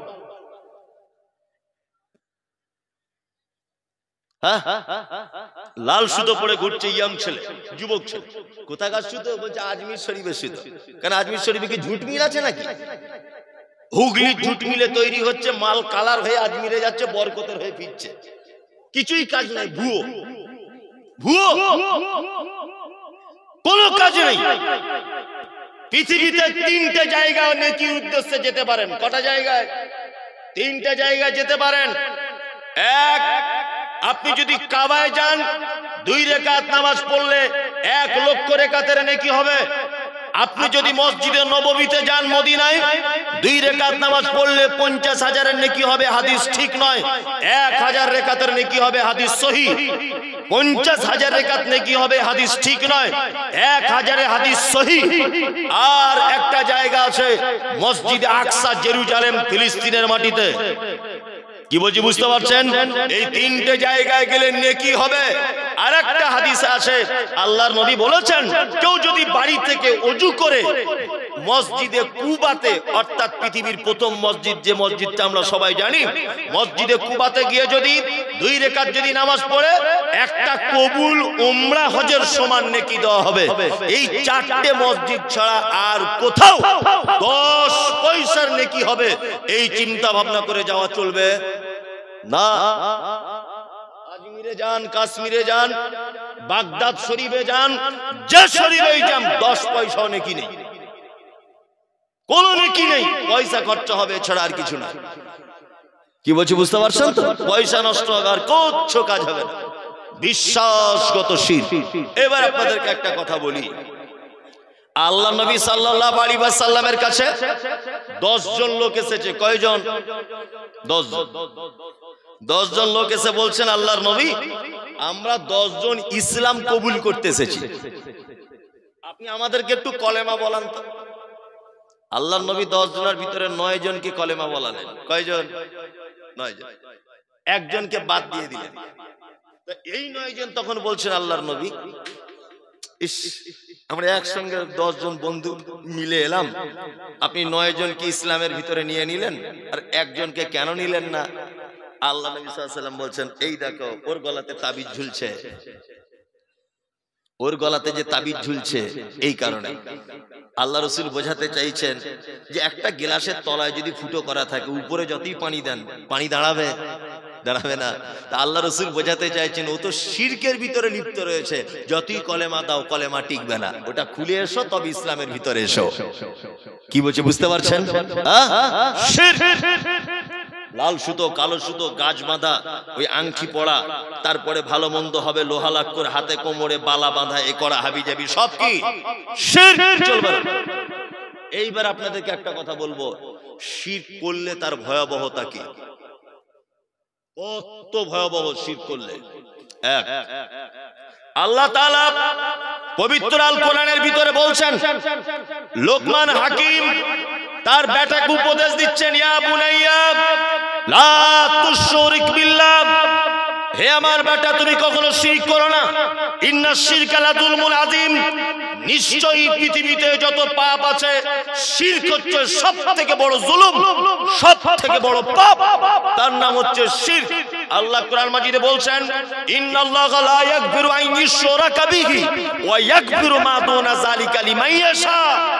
মানুষ পৃথিবীতে যত পাপ করুক আল্লাহ চাইলে সমস্ত পাপ ক্ষমা করে দিতে পারে, কিন্তু শিরকের পাপ ক্ষমা করবে না। এবার আপনাদেরকে একটা মারাত্মক কথা বলি। কথা কি? কথা হচ্ছে এই, আল্লাহর ভাষা অনুযায়ী শিরক যারা করে তাদের নাম কি? যারা শিরক করে, শিরক আকবার, বড় বড় শিরক যারা করে তাদের নাম কি? মুশরিক। তাদের নাম মুশরিক, তাই তো? মুশরিক মানে কে? মুশরিক কিন্তু হিন্দু ভাইরা নয়, গায়ের মুসলিমরা মুশরিক নয়। মুশরিক মুসলিমদের ভিতরে। মুশরিক হচ্ছে তারা যারা আল্লাহকে এক বলে মানে, এক বলে জানে, একক সত্তা বলে স্বীকৃতি দেয়, তারপরেও আল্লাহর কাছে পৌঁছাতে গেলে কারোর মাধ্যমে পৌঁছাতে হয়, এইটা যারা মনে করে তারা মুশরিক। কি বলছি বুঝতে পারছেন? আপনাকে তাহলে বোঝাই। আবু জেহেলকে জিজ্ঞাসা করা হতো, আবু জেহেল রাত দিনের মালিককে? আবু জেহেল বলতো আল্লাহ। আবু জেহেল রাত এবং দিনের মালিককে? আবু জেহেল বলতো আল্লাহ। তো আবু জেহেল মুশরিক হলো কেন? আবু জেহেল বলতো আল্লাহর সব ক্ষমতার মালিক এটা আমি জানি, কিন্তু কাবার ভিতরে 360টা যে দেব দেবী আছে এদের মাধ্যমে আল্লাহকে ধরতে হবে, ডাইরেক্ট পাওয়া যাবে না। কিছু মুসলমান তাদের এরকম চিন্তা ভাবনা আছে না নেই, যে আল্লাহকে ডাইরেক্ট পাওয়া যাবে না, অমুক হুজুরের মাধ্যমে যেতে হবে, বলে না? বলে অমুক হুজুরের মাধ্যমে তবে তার কাছে পৌঁছাতে হবে, ডাইরেক্ট পৌঁছানো যাবে না। আল্লাহু আকবার। এটা তাদের আকীদা, এটা তাদের বিশ্বাস। তবে আপনাকে একটা কথা বলে দিই, সেটা হচ্ছে এই যে এই বিশ্বাস যদি আপনি করেন আপনি শিরকের ভিতরে নিমজ্জিত হবেন। আর মুশরিকদের ব্যাপারে আল্লাহ সুবহানাহু ওয়া তাআলা কি বলছেন?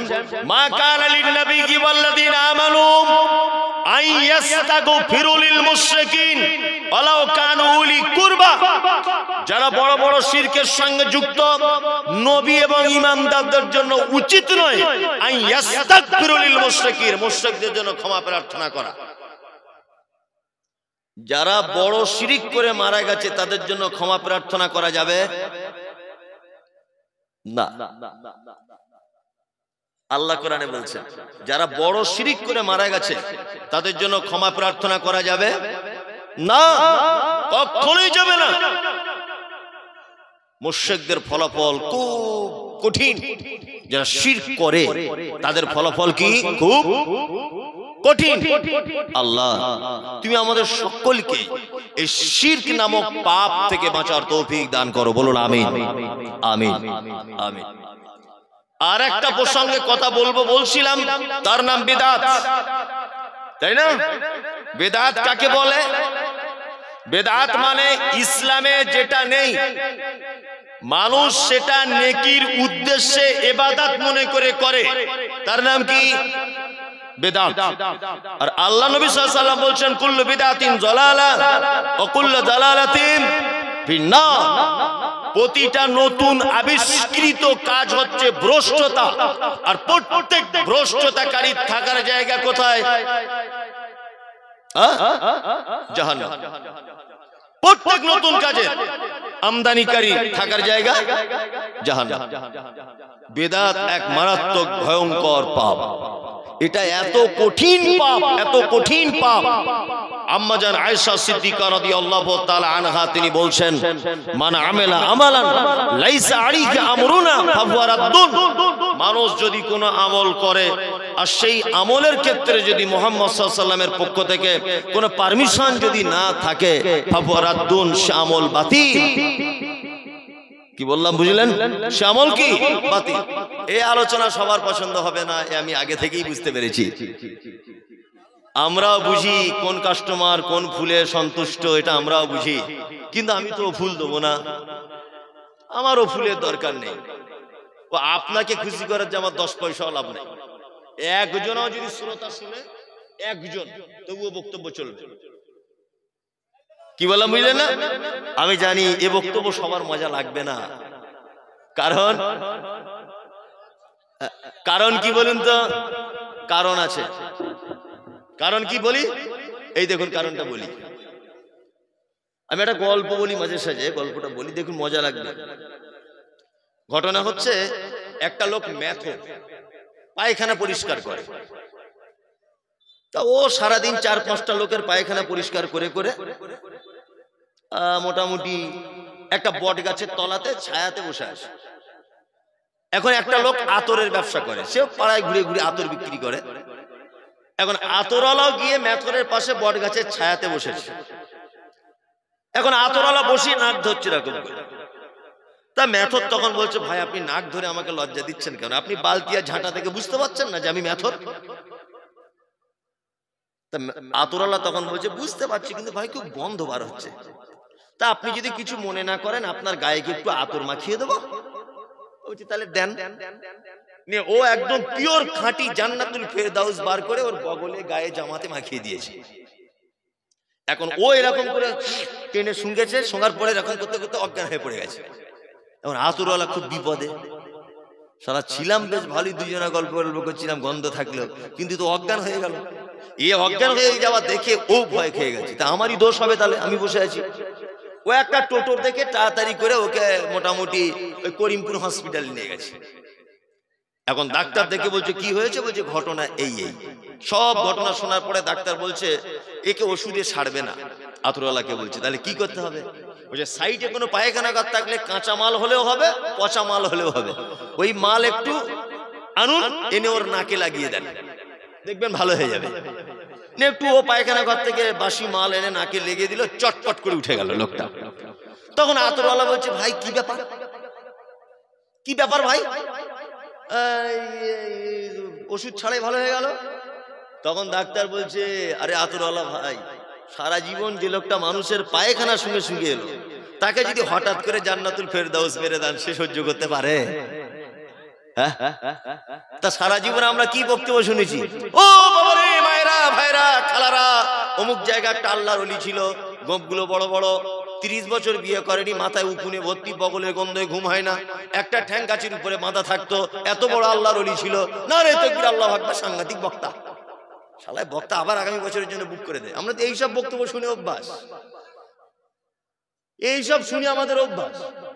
আর আমরা কোনোদিন ভালো জিনিস শুনতে পারি না, আমাদের ওসব শোনা যাবে না। আমার খাজা মঈনুদ্দিন চিশতির ঘটনা বলো, অমুক জায়গাটা ড্যামটো বাবা ছিল তার ঘটনা বলো, রাতারাত্রে জাহাজে করে হজে চলে গেছে তার ঘটনা বলো, এইসব ঘটনা বলো, মানুষ শুনবে।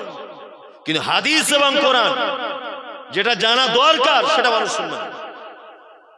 বেদাত পৃথিবীর এক জঘন্য পাপ, হাদিসে নাই, কোরআনে নাই, তবুও মানুষ ইবাদত মনে করে, অতিরিক্ত নেকি হবে মনে করে করে, তার নাম বেদাত, তার নাম বেদাত। তার মানে এতটুকু বুঝতে পারা গেল যে কোনো আমল করতে গেলে, কোনো আমল করতে গেলে যাচাই বাছাই করে করতে হবে। যদি সেই আমলটা আল্লাহর নবীর দেওয়া আমল যদি না হয়, সে আমল কি? বাতিল, সে আমল বেদাত, তাই না? বেদাত বুঝবেন কি করে? আল্লাহ কোরআনে বলছেন, মা আতাকুমুর রাসূল ফাখুযুহু ওয়া মা নাহাকুম আনহু ফান্তাহু। আমার নবী যেটা দেয় ওটা গ্রহণ করো, আমার নবী যেটা নিষেধ করে তোমরা তার থেকে দূরে থাকো। তার মানে আমাদেরকে বুঝতে হবে যে আল্লাহর নবী কোনটা দিয়েছে এটা গ্রহণ করতে হবে, আর নবী যেটা নিষেধ করেছে সেটা কি করে দিতে হবে, ছেড়ে দিতে হবে। তার মানে ইবাদত করার আগে যাচাই বাছাই করা লাগবে কি লাগবে না? লাগবে, লাগবে। দেখুন আমাদের সমাজ কি চলছে আর নবী কি বলছেন। আল্লাহর নবী বলছেন আখিরুল কালাম লা ইলাহা ইল্লাল্লাহ ফাদাখালাল জান্নাত। নবী এতটুকু দিয়েছেন, কোন মানুষ যখন মারা যাচ্ছে আল্লাহর নবী বলছেন তুমি তার পাশে বসে যাও, তার পাশে দাঁড়িয়ে যাও, তুমি তার কাছাকাছি হও, হয়ে তুমি জোরে জোরে বলো লা ইলাহা ইল্লাল্লাহ।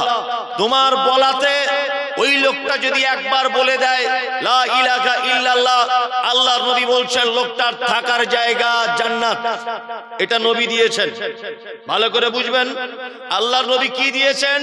কোন মানুষ যখন মারা যাচ্ছে তার পাশে বসে তুমি একটু জোরে জোরে বলো লা ইলাহা ইল্লাল্লাহ, এইটা বলো। তোমার বলাতে যদি ও একবার যদি বলে দেয় তাহলে ওর থাকার জায়গা জান্নাত। তবে একটা কথা খেয়াল রাখবেন, কোন মানুষ মারা যাচ্ছে আপনি তাকে বলতে পাবেন না চাচা একটু লা ইলাহাটা বলো, আব্বা লা ইলাহাটা বলো, মা লা ইলাহাটা বলো, খালা লা ইলাহাটা বলো, এইটা বলতে পাবেন না। কারণ আল্লাহ নবী বলছেন ও মৃত্যু যন্ত্রণায় ছটফট ছটফট করছে, ও যদি এখন একবার রাগ করে বলে দেয় লা ইলাহা ইল্লাল্লাহ, আল্লাহর নবী বলছেন ফাদাখালান নার, ওর থাকার জায়গা জাহান্নাম। কারণ ও মরার আগে লা ইলাহাকে কি অস্বীকার করলো, অবজ্ঞা করলো, অবহেলা করলো, এই কারণে। তাহলে এইটা হচ্ছে আল্লাহর নবীর দেওয়া। কি বলছি বুঝতে পারছেন? আর আমরা কি করি, মারা যাচ্ছে কাতলা মাছের মতো খাবি খাচ্ছে, গরম পানি ঠান্ডা পানি দুধ তার গালে দিচ্ছি, বলছে তাড়াতাড়ি করে মাদ্রাসা থেকে 20টা ছেলে ডেকে আন। তাড়াতাড়ি করে 20টা ছেলে ডেকে আনা হলো, চারিদিকে বসে বললো আর দুলে দুলে ইয়াসিন আল কোরআনিল হাকিম আর রহমান আল্লামাল কোরআন। আর কোরআন পড়ার টাইম পেলে না গোলাম হোসেন, আর কোরআন পড়ার টাইম পেলেন না, ওই টাইমটাই পড়তে হবে। ওটা তো আল্লাহর নবীর থেকে কোনো প্রমাণ পাওয়া যায় না, ওটা আল্লাহর নবী তো আমাদেরকে শিখিয়ে দেয়নি। নবী বলেছেন তোমার আব্বার পাশে তোমরা দুই ভাই বসে একটু জোরে জোরে বলো লা ইলাহা ইল্লাল্লাহ, লা ইলাহা ইল্লাল্লাহ, লা ইলাহা ইল্লাল্লাহ, লা ইলাহা ইল্লাল্লাহ। তোমার আব্বা শুনে যদি একবার বলে দেয়, আল্লাহ নবী বলছেন ফাদাখালাল জান্নাত, তোমার আব্বা জান্নাত চলে গেল। যদি বলছেন মৌলভী সাহেব তাহলে কোরআন কি আর পড়া যাবে না? আমি এই কথাটা কোন একটা বক্তব্যতে বলেছি, তা মুর্শিদাবাদের কোন একজন বক্তা, আমি তার নাম টাম জানি না, সে দেখছি প্রচন্ড গালাগালি করছে আর বলছে মমতাজুল বলেছে যে মরার আগে তার পাশে বসে কোরআন পড়া যাবে না। যে বেটা বিয়াদব, তুমি হাদিস কোরআন বুঝো? বলছে কোরআনের মতো ভালো জিনিস পড়তে মানা করছে মমতাজুল। আরে কোরআন বলেই যে সব জায়গায় পড়তে হবে, তোমাকে এই কথা কে বললো? কে তোমাকে এই কথা বললো কোরআন বলেই সব জায়গায় পড়া যাবে? আচ্ছা বলুন তো জিলাপি খাওয়া জায়েজ না না জায়েজ? জিলাপি খাওয়া জায়েজ না না জায়েজ? জায়েজ, ময়দা দিয়ে আর মিষ্টি দিয়ে তৈরি হয়। আর ওই জিলাপি কেউ কিনে কোনো মাজারে মানত করে দিয়ে এসেছে, এবার বলুন জিলাপি খাওয়া যাবে কি যাবে না? যাবে না। তার মানে জিলাপির কোনো দোষ নেই, ওই স্থান পরিবর্তন করেছে বলে আর চলবে না। ফেরাউন লোকটা খারাপ না ভালো? বলুন, ফেরাউন খারাপ লোক, ওর নাম বললে নাকি হয়? হবে না তো। এবার আমি একটা কোরআনের আয়াত বলছি, আপনারা আমার দিকে ফিরুন। যারাবাল্লাহু মাসালাল লিল্লাযিনা আমানু ইমরাআতা ফিরাউন ইয ক্বালাত রাব্বি বিলি ইমদাকা বাইতান ফিল জান্নাতি ওয়া নাজ্জিনি মিন ফিরাউনা ওয়া আমালিহি ওয়া নাজ্জিনি মিনাল কওমিজ যালিমিন। এই আয়াতে আল্লাহ দুবার ফিরাউনের নাম বলেছে। দেখুন, যারাবাল্লাহু মাসালাল লিল্লাযিনা আমানু ইমরাআতা ফিরাউন একবার, ইয ক্বালাত রাব্বি বিলি ইনদাকা বাইতান ফিল জান্নাতি ওয়া নাজ্জিনি মিন ফিরাউনা ওয়া আমালিহি, কবার হলো? দুইবার। আচ্ছা, ফিরাউনের নাম কোরআনে এসেছে, প্রত্যেক অক্ষরে 10টা করে নেকি হবে কি হবে না? হবেই। এমনি মুখে বললে খারাপ লাগে, কিন্তু কোরআনে ওর নাম এসেছে, 10টা করে নেকি হবে না? হবে হবে। আবু লাহাব লোকটা ভালো ছিল না খারাপ ছিল? খারাপ। আবু লাহাব নবীর দুশমন, তাই না? কিন্তু কোরআনে কি আছে? তাব্বাত ইয়াদা আবি লাহাবি ওয়া তাব্বা। আল্লাহ আবি লাহাবের নাম কোরআনে দিয়েছে। কোরআনে পড়লে প্রত্যেক অক্ষরে 10টা করে নেকি। বোঝাতে পেরেছি? জি। এবার একটা কথা আপনাদেরকে আমি বোঝাই, সেটা হচ্ছে এই স্থান পরিবর্তন করলে জিনিস নাজায়েজ হয় আবার জায়েজ হয়, তাই না? যেমন জিলাপি দিয়ে আপনাকে বোঝালাম। এইবার আপনাকে যে কথাটা বলবো সেটা হচ্ছে এই, আল্লাহ নবী সাল্লাল্লাহু আলাইহি ওয়াসাল্লাম আমাদের যে স্থানে যে কাজটা করতে বলেছেন ওই স্থানে সেটা করা লাগবে। কি বলছি বুঝতে পারছেন? কোরআনে একটা সূরা আছে 3 বার পড়লে কোরআন খতম করার নেকি হয়। কোন সূরা? ইখলাস। আপনারা সব জানেন। এবার আপনি নামাজ পড়ছেন, ধরে নেন আল্লাহু আকবার, আলহামদুলিল্লাহি রাব্বিল আলামিন শেষ পর্যন্ত হয়ে গেল, ইন্না আতাইনাকাল কাউসার শেষ পর্যন্ত হয়ে গেল, আল্লাহু আকবার, রুকুতে চলে গেলেন। রুকুতে গিয়ে যদি বলেন কুল হুয়াল্লাহু আহাদ আল্লাহুস সামাদ লাম ইয়ালিদ ওয়া লাম ইউলাদ ওয়া লাম ইয়াকুল লাহু কুফুয়ান আহাদ, চলবে কি চলবে না? কেন চলবে না? কোরআনের সূরা বলছি তাও চলবে না? কেন চলবে না? কেন? আরে আল্লাহর নবী এই জায়গাটায় শিখিয়েছেন সুবহান রাব্বিয়াল আযীম। নবী সিজদাতে গিয়ে শিখিয়েছেন সুবহান রাব্বিয়াল আলা। ওখানে আয়াতুল কুরসি পড়লেও কাজ হবে না, নামাজ বাতিল। তার মানে কোরআন বলেই যে সব জায়গায় পড়তে হবে তোমাকে, এটা কে বলল? আল্লাহর নবী এতটুকু শিখিয়েছে, লোকটা মারা যাচ্ছে, শুধু কলেমা বলো।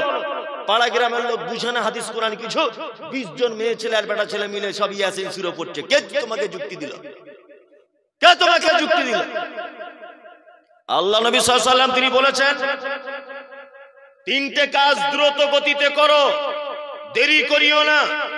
1 as-salatu liwaqtiha, নামাজের টাইম হয়ে গেলেই নামাজ শুরু করে দাও। 2 কোন মেয়ে বিবাহিত হলে তার স্বামী যদি মারা যায় তাড়াতাড়ি করে ইদ্যত পালন শেষ, পরের দিন ধরে বিয়ে দিয়ে দাও। একটা ইয়ং মেয়েকে 2 বছর রেখে দেওয়া যাবে, কিন্তু যার স্বামী মারা গেছে বা তালাক হয়ে গেছে ওকে বেশি দিন রাখা যাবে না। 4 মাস 10 দিন হবে, 4 মাস 11 দিনের মাথাতে বিয়ে দিতে হবে। কারণ ইয়ং মেয়েটা কখনো পুরুষের স্বাদ পায়নি, কিন্তু এ তো পুরুষের স্বাদ পেয়েছে, এ অন্যায় কাজ করে দিতে পারে। ওই জন্য আল্লাহ নবী বলছেন তাড়াতাড়ি ধরে বিয়ে দিয়ে দাও।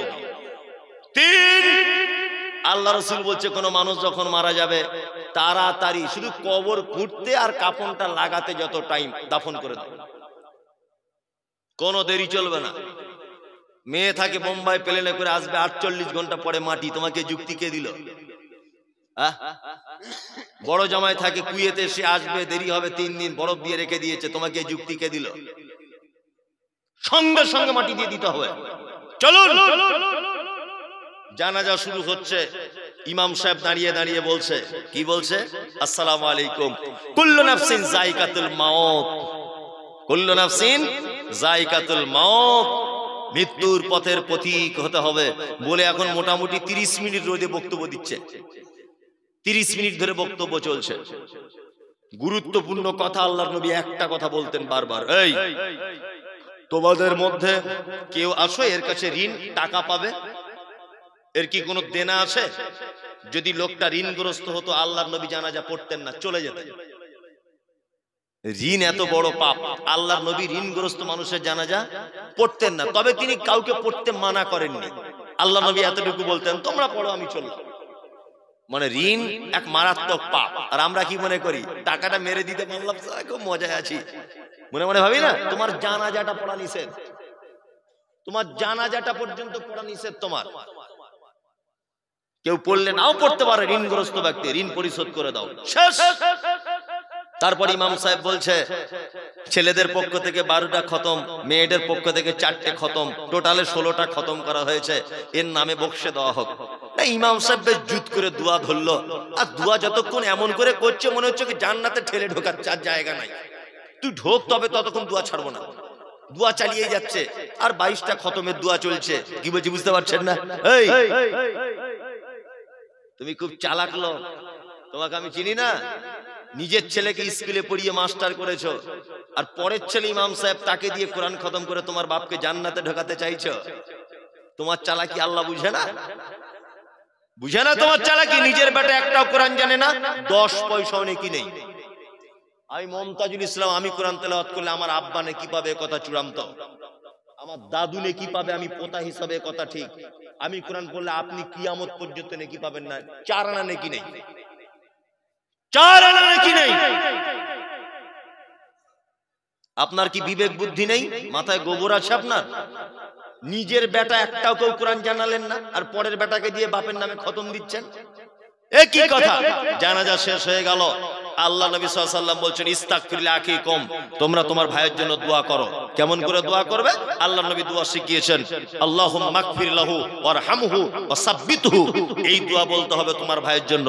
আল্লাহুম্মা মাগফির লাহু, আল্লাহ তুমি তাকে ক্ষমা করে দাও। ওয়ারহামহু, আল্লাহ তুমি তার উপর রহম করো। এই দোয়া বারবার একজন মানুষ, জীবিত মানুষ বলবে কবর ওলা লোকটার জন্য। জানাজা শেষ, জানাজা শেষ। আল্লাহ নবী সাল্লাল্লাহু আলাইহি ওয়াসাল্লাম বলছেন যার আব্বা মারা গেছে তার বাড়িতে 3 দিন চুলা জ্বলবে না, 3 দিন চুলা জ্বলবে না, 3 দিন শোক পালন করবে। কি বললাম বুঝলেন? 3 দিন শোক পালন করবে। ওদেরকে খেতে দেবে কে? ওর চাচা খেতে দিবে, পাশের বাড়ির কোন একজন প্রতিবেশী খেতে দিবে ওদেরকে 3 দিন। কি বললাম বুঝলেন না? আর আমরা কি করি?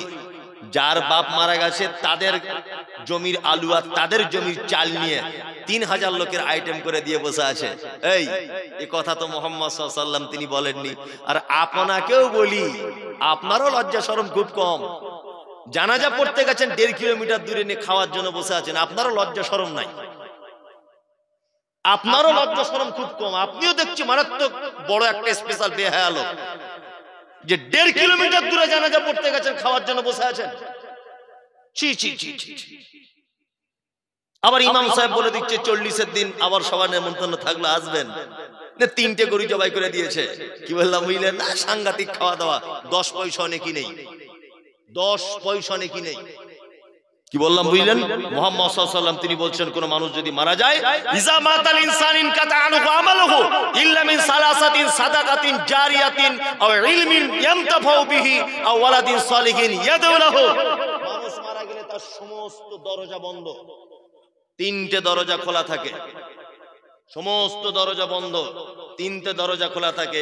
1 সাদাকায়ে জারিয়া, মসজিদে দান করেছিলেন, মাদ্রাসায় দান করেছিলেন, এই সমস্ত দানের নেকি কবরে শুয়ে শুয়ে পাবেন। 2 ওয়ালাদিন সালিহিন ইয়াদউ লাহু, এমন এক বেটা রেখে গেছেন যে বেটা আপনার জন্য দোয়া করবে। ওই পান গুটকা খায়, বিড়ি টানে, গাঁটের নিচে কাপড়, লটারি টিকিট কাটে, এই বেটা নাই। আল্লাহ নবী বলেছেন ওয়ালাদিন সালিহিন, নেককার সন্তান। কি বললাম বুঝলেন না? নেককার সন্তান। মা ভেবেছে মনে হয় আমার বেটা খুব ভালো, বছরে বছরে বাপের নামে মিলাদ দেয়, বছরে বছরে 300 লোককে বিরিয়ানি করে খাওয়ায়, বাড়িতে বক্তা এনে বক্তব্য দেয়, আর হু হু করে জিকির করে, আর ওর বাপের জন্য 1.5 ঘন্টা ধরে ইমাম সাহেব দোয়া করে, আর সব লোক কাঁদে। আমার বেটা মনে হয় সব থেকে ভালো বেটা। কখনোই নয়। মুহাম্মদ সাল্লাল্লাহু আলাইহি ওয়াসাল্লাম বলছেন ভালো বেটা যে তার বেটার জন্য দোয়া করে, আব্বার জন্য। রব্বির হামহুমা কামা রব্বায়ানি সাগীরা। এই হচ্ছে ওয়ালাদিন সালিহিন। আর এমন এক শিক্ষা আপনি কাউকে দিয়ে গেছেন, কোরআনের শিক্ষা, উপকারী ইলম আপনি কাউকে দিয়ে গেছেন, সেই উপকারী ইলমের কারণে আপনি কবরে শুয়ে নেকি পাবেন, বাকি আর একটা নেকি পাবেন না। যা আমরা চলছি, পবিত্র আল কোরআন বলছো আমা আতাকুমুর রাসূল ফাখুযুহু ওয়া মানাহাকুম আনহু ফান্তাহু। নবী যেটা দেয় ওটা গ্রহণ করো, নবী যেটা ছেড়ে দিতে বলে তোমরা তার থেকে কি বিরত থাকো। নবী দিয়েছেন এরকম কিছু আমল আপনাদেরকে আমি বলে দিই, ইনশাআল্লাহ আমল করব ইনশাআল্লাহ। যারা চলে যাবেন চলে যান, ডিস্টার্ব করবেন না। আপনি চলে গেলে আমার কোনো অসুবিধা নেই, কিন্তু ডিস্টার্ব করবেন না, গল্প করবেন না। আপনি চলে যান, আলহামদুলিল্লাহ, আপনি চলে যান, সমস্যা নেই। আমি আপনাকে বসতেও বলবো না, কিন্তু 2 জন থাকলেও আমি বক্তব্য দেবো, কিন্তু আপনি ডিস্টার্ব করবেন, এটা আপনার কাছে আমার অনুরোধ। কারণ আপনি অন্যকে ডিস্টার্ব করার রাইট আপনার নেই। পবিত্র আল কোরআন এবং সহিহ হাদিসে কিছু আমল আসে, যে আমলগুলো মুহাম্মদ সাল্লাল্লাহু আলাইহি ওয়াসাল্লাম তিনি দিয়ে গেছেন। এই আমলগুলো যদি আমরা বলি তাহলে ইনশাআল্লাহ আমল করা যাবে। এটা বেদাতি আমল নয়, সঠিক আমল। আমি ছেলেদের জন্য একটা হাদিস বলি আর মেয়েদের জন্য একটা হাদিস বলি। হাদিস বলে বক্তব্য শেষ করে দেব। দুজনের জন্য 2টা হাদিস। 1 আল্লাহ নবী সাল্লাল্লাহু আলাইহি ওয়াসাল্লাম তিনি বলছেন হাক্কুল মুসলিম আলাল মুসলিমি খামসুন রাদ্দুস সালাম। এক মুসলমান আর এক মুসলমানের সাথে দেখা হলে বলবে আসসালামু আলাইকুম। ইনশাআল্লাহ আমল করব, এটা সুন্নতি আমল ইনশাআল্লাহ। ইনশাআল্লাহ পৃথিবীতে ফ্রিতে একটা নেকি পাওয়া যায়, তার নাম সালাম। ফ্রিতে আপনি যদি আমাকে বলেন আসসালামু আলাইকুম, কটা নাকি? 10 নাকি? পয়সা লাগলো, সময় নষ্ট হলো, ব্যস্ততা দেখাতে হলো, কিচ্ছু নাই, আসসালামু আলাইকুম। তবে সালামের কিছু পদ্ধতি আছে, এগুলো জেনে নেন। জেনে আপনার তো মাদ্রাসায় ভর্তি হওয়ার টাইম নেই, আমার কাছে জেনে নেন। 3 জন লোক আমরা হেঁটে চলেছি, 3 জন হাঁটছি, 2 জন লোক বসে আছে, 3 জন লোক বসে আছে। আচ্ছা বলুন তো কে কাকে সালাম দেবে? বলুন। হ্যাঁ, হাঁটছে যে বসেওয়ালা লোককে সালাম দেবে।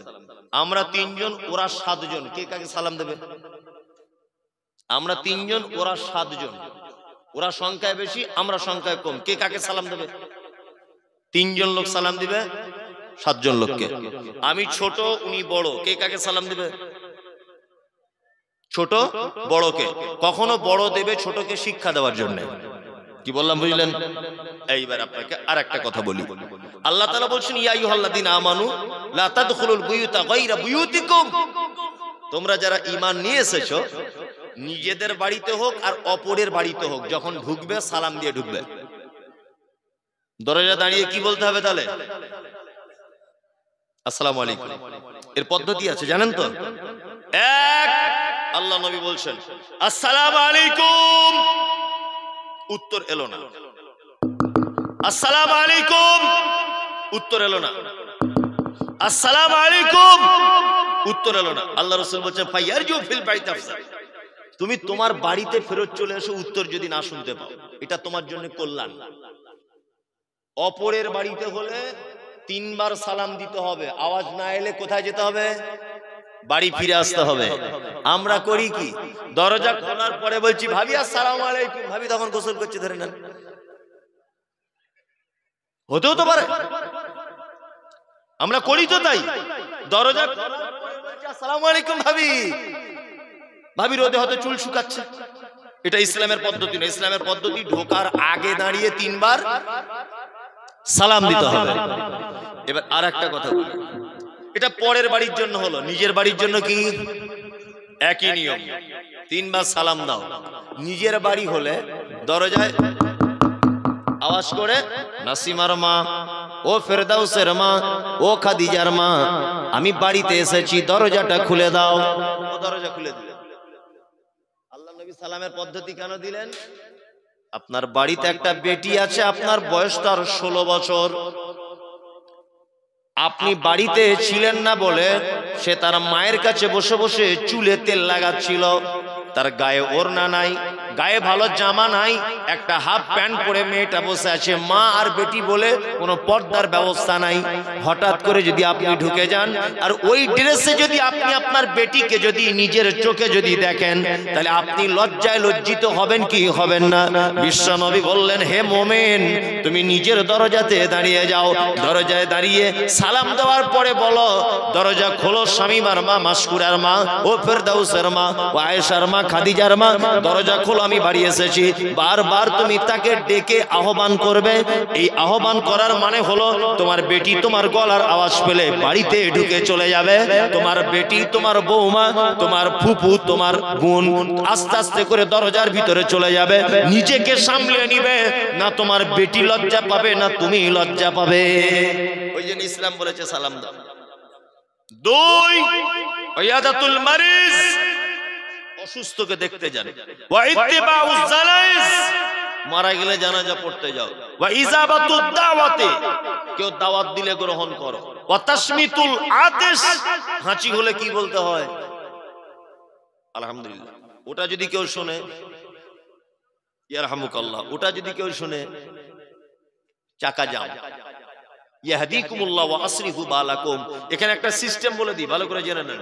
আমার হাঁচি হলো, আমি বললাম আলহামদুলিল্লাহ, ও যদি শুনতে পায় তাহলে কি বলবে? ইয়ারহামুকাল্লাহ। ওর ইয়ারহামুকাল্লাহ আমি যদি শুনতে পাই তাহলে আমি কি বলবো? ইয়াহদিকুমুল্লাহ ওয়া আসলিহু বালাকুম। এটা সুন্নতি আমল 5টা। মানুষকে দেখলে সালাম দিবেন, অসুস্থকে দেখতে যাবেন, দাওয়াত দিলে বৈধ দাওয়াত কবুল করবেন, আর হাসি হলে আলহামদুলিল্লাহ, মারা গেলে জানাজা পড়বেন, তাই না? আচ্ছা, আপনারা যারা বসে আছেন এখানে জান্নাতে যেতে চান? সবাই সবাই চান। আমি জান্নাতে যাবার 2টো হাদিস আপনাদের বলি, সুন্নতি আমল করা যাবে এই হাদিস থেকে, তাই না? আমি বলি, মেয়েদের ব্যাপারে একটা হাদিস বলি জান্নাতে যাবার, ছেলেদের ব্যাপারে একটা বলি। মেয়েরা আসে? হ্যাঁ, মেয়েদের ব্যাপারে বলি। এই মায়েরা যারা আছেন শুনে নেন, আল্লাহর নবী বলছেন একজন মহিলা যদি 4টে কাজ যদি করে জান্নাত চলে যাবে। কটা? 4টা। আপনার স্ত্রীকে বাড়ি গিয়ে বলে দিবেন যদি ও এখানে না থাকে। এক, আল্লাহ নবী বলছেন আল মারাতু ইজা সাল্লাত খামসাহা ওয়া সামাত শাহরাহা ওয়া আতাআত বালাহা ওয়া আহসানাত ফারজাহা ফাতাদখুল মিন আইয়ি আবওয়াবিল জান্নাতি সাআত। নবীজি বলেছেন একজন নারী যদি 4টে কাজ যদি করে তাহলে তার জন্য জান্নাতের 8টা দরজার যে কোনো দরজা দিয়ে সে প্রবেশ করতে পারবে, পৃথিবীর কেউ তাকে বাধা দিতে যাবে না। তার 1 নম্বরের কাজ হলো আল মারাতু ইজা সাল্লাত খামসাহা, 5 ওয়াক্ত নামাজ পড়বে। পড়ে আপনার স্ত্রী? পড়ে না তো? পড়ে না, যখন ভালো কাজই করে অসুবিধা নাই, না পড়াই ভাই। আর ও পড়েই বা কি করবে? জোহরের নামাজ পড়ে বন্ধনের স্যারের কাছে যাচ্ছে, নামাজ তো হবেই না, সঙ্গে সঙ্গে বাতিল। কি বললাম বুঝলেন না? কাঁধে ব্যাগ নিয়ে এমন করে যাচ্ছে মনে হচ্ছে রাষ্ট্রপতির বউ। আবার লোনের স্যারেদের স্যার ছাড়া কথা বলেন, আবার কাছাকাছি বসবে চারিদিকে। আল্লাহু আকবার। কি বলছি বুঝতে পারছেন না? এটা হারাম। মহিলা যারা বসে আছেন 5 ওয়াক্ত নামাজ পড়ুন। তবে একটা কথা বলে দিই, এখানে মহিলাদের জানা নাও থাকতে পারে, একজন মহিলা 1 মাসে 23 দিন নামাজ পড়বে। কতদিন? কেউ পড়বে 25 দিন, কেউ পড়বে 27 দিন। বাকি দিনগুলো তার ছুটি, আল্লাহ ছুটি দিয়ে দিয়েছে। ও সামাত শাহরাহা, 1 মাস রোজা রাখবে। 1 মাসের ভিতরে যদি অসুস্থ হয়ে যায় রোজা ছেড়ে দিবে। রোজা ছেড়ে দিয়ে তারপরে আবার এই রোজাগুলো কাজা করে নিতে হবে, কিন্তু নামাজ আর কাজা করা লাগবে না, আল্লাহ ছুটি দিয়ে দিয়েছে। কি বললাম বুঝলেন? 3 ওয়া আতাআত বালাহা।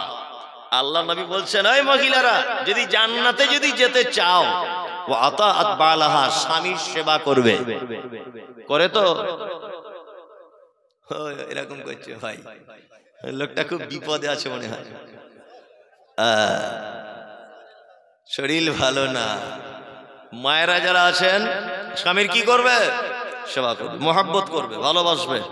তো ও যে শুধু একা ভালোবাসবে তা নয়, আপনাকেও বাসতে হবে, তাই না? আল্লাহ নবী সাল্লাল্লাহু আলাইহি ওয়াসাল্লাম কি বলেছেন? তিনি বলেছেন পৃথিবীতে ওই পুরুষ মানুষ উত্তম যে পুরুষ মানুষ তার স্ত্রীর কাছে উত্তম স্বামী। তার মানে আপনি কত ভালো লোক এই সার্টিফিকেট কে দিবে? আপনার স্ত্রী, তাই না? তার মানে স্ত্রীর দাম কম নয়, ওরও দাম কম নয়। আপনাদের স্বামী স্ত্রী কেমন সম্পর্ক জানি না, চমৎকার করে একটা হাদিস আপনাদেরকে শোনাই। আল্লাহ নবী আর আয়েশা সিদ্দিকা রাদিয়াল্লাহু তাআলা আনহার কত ভালোবাসা ছিল, সুবহানাল্লাহ। আম্মা জান আয়েশা বলছেন, যে গেলাসে আমি পানি পান করিতাম, পান করা হয়ে গেলে নবীকে দিতাম, দেখিতাম আমি নিজে নয়নেতে, ওখানে মুখ লাগাইয়া নবী পান করিতেন। গোস্ত খেয়ে হাড্ডি গুলো ফেলিয়া দিতাম, চুষে চুষে খেত নবী চোখেতে দেখিতাম। আল্লাহু আকবার। আম্মা জান আয়েশা বলছেন, যে গেলাসে আমি পানি পান করিতাম, পান করা হয়ে গেলে নবীকে দিতাম, দেখিতাম আমি নিজে নয়নেতে, ওখানে মুখ লাগাইয়া নবী পান করিতেন। আম্মা জান আয়েশা বলছেন, আল্লাহর নবী আমাকে এত ভালোবাসতেন, এত প্রেম করতেন, এত আমাকে আদর করতেন, আল্লাহর নবী আমাকে এতই পিয়ারা করতেন, এতই হামদর্দি ছিল দুজনের ভিতরে। আল্লাহর নবী আর আমি দুজনে ভাত খেতে বসেছি, রুটি খেতে বসেছি, আমি গ্লাসে করে পানি পান করেছি, গ্লাসটা দস্তরখানের উপরে রেখে দিয়েছি। আল্লাহর নবীকে দেখেছি আমি যে জায়গাটায় মুখ লাগিয়ে পানি পান করেছি, আল্লাহর নবী ওই জায়গাটায় মুখ লাগিয়ে তিনি পানি পান করতেন। আম্মা জান আয়েশা বলছেন, গোশত খেয়ে হাড্ডিগুলো ফেলিয়া দিতাম, চুষে চুষে খেত নবী চোখেতে দেখিতাম। আম্মা জান আয়েশা বলছেন, আমি অনেক সময় গোশতকে হাড্ডিটা ফেলে দিয়েছি দস্তরখানের উপরে, আল্লাহর নবীকে দেখেছি ওই হাড্ডিটা দস্তরখান থেকে তুলেছেন, আবার হাড্ডিটা মুখের ভিতরে দিয়ে চিবিয়ে চিবিয়ে রস বার করে করে তিনি খেতেন। এত ভালোবাসতেন তিনি। আপনার স্ত্রী আপনার আটু খায়? ও হারামখোর সারাদিন যা বিড়ি টানে, ওর মুখে যা গন্ধর বউ ওর কাছে থাকে, এটা আলহামদুলিল্লাহ। সারাদিন বিড়ি টানছে। সত্যি মেয়েদের কপাল খুব খারাপ, ওরা শুধু বাচ্চার দিকে মুখ করে তাকিয়ে সংসারটা করছে। তাছাড়া তুমি যা পুরুষ, তোমার সঙ্গে সংসার করার মতো ক্ষমতা ওর থাকতো না। শুধু এখন বাপ মা দেখে দিয়ে দিয়েছে, কি করবে? কত মহিলা যে মার খাচ্ছে, আল্লাহু আকবার, গরুর মতো ধরে পিটছে স্বামীরা।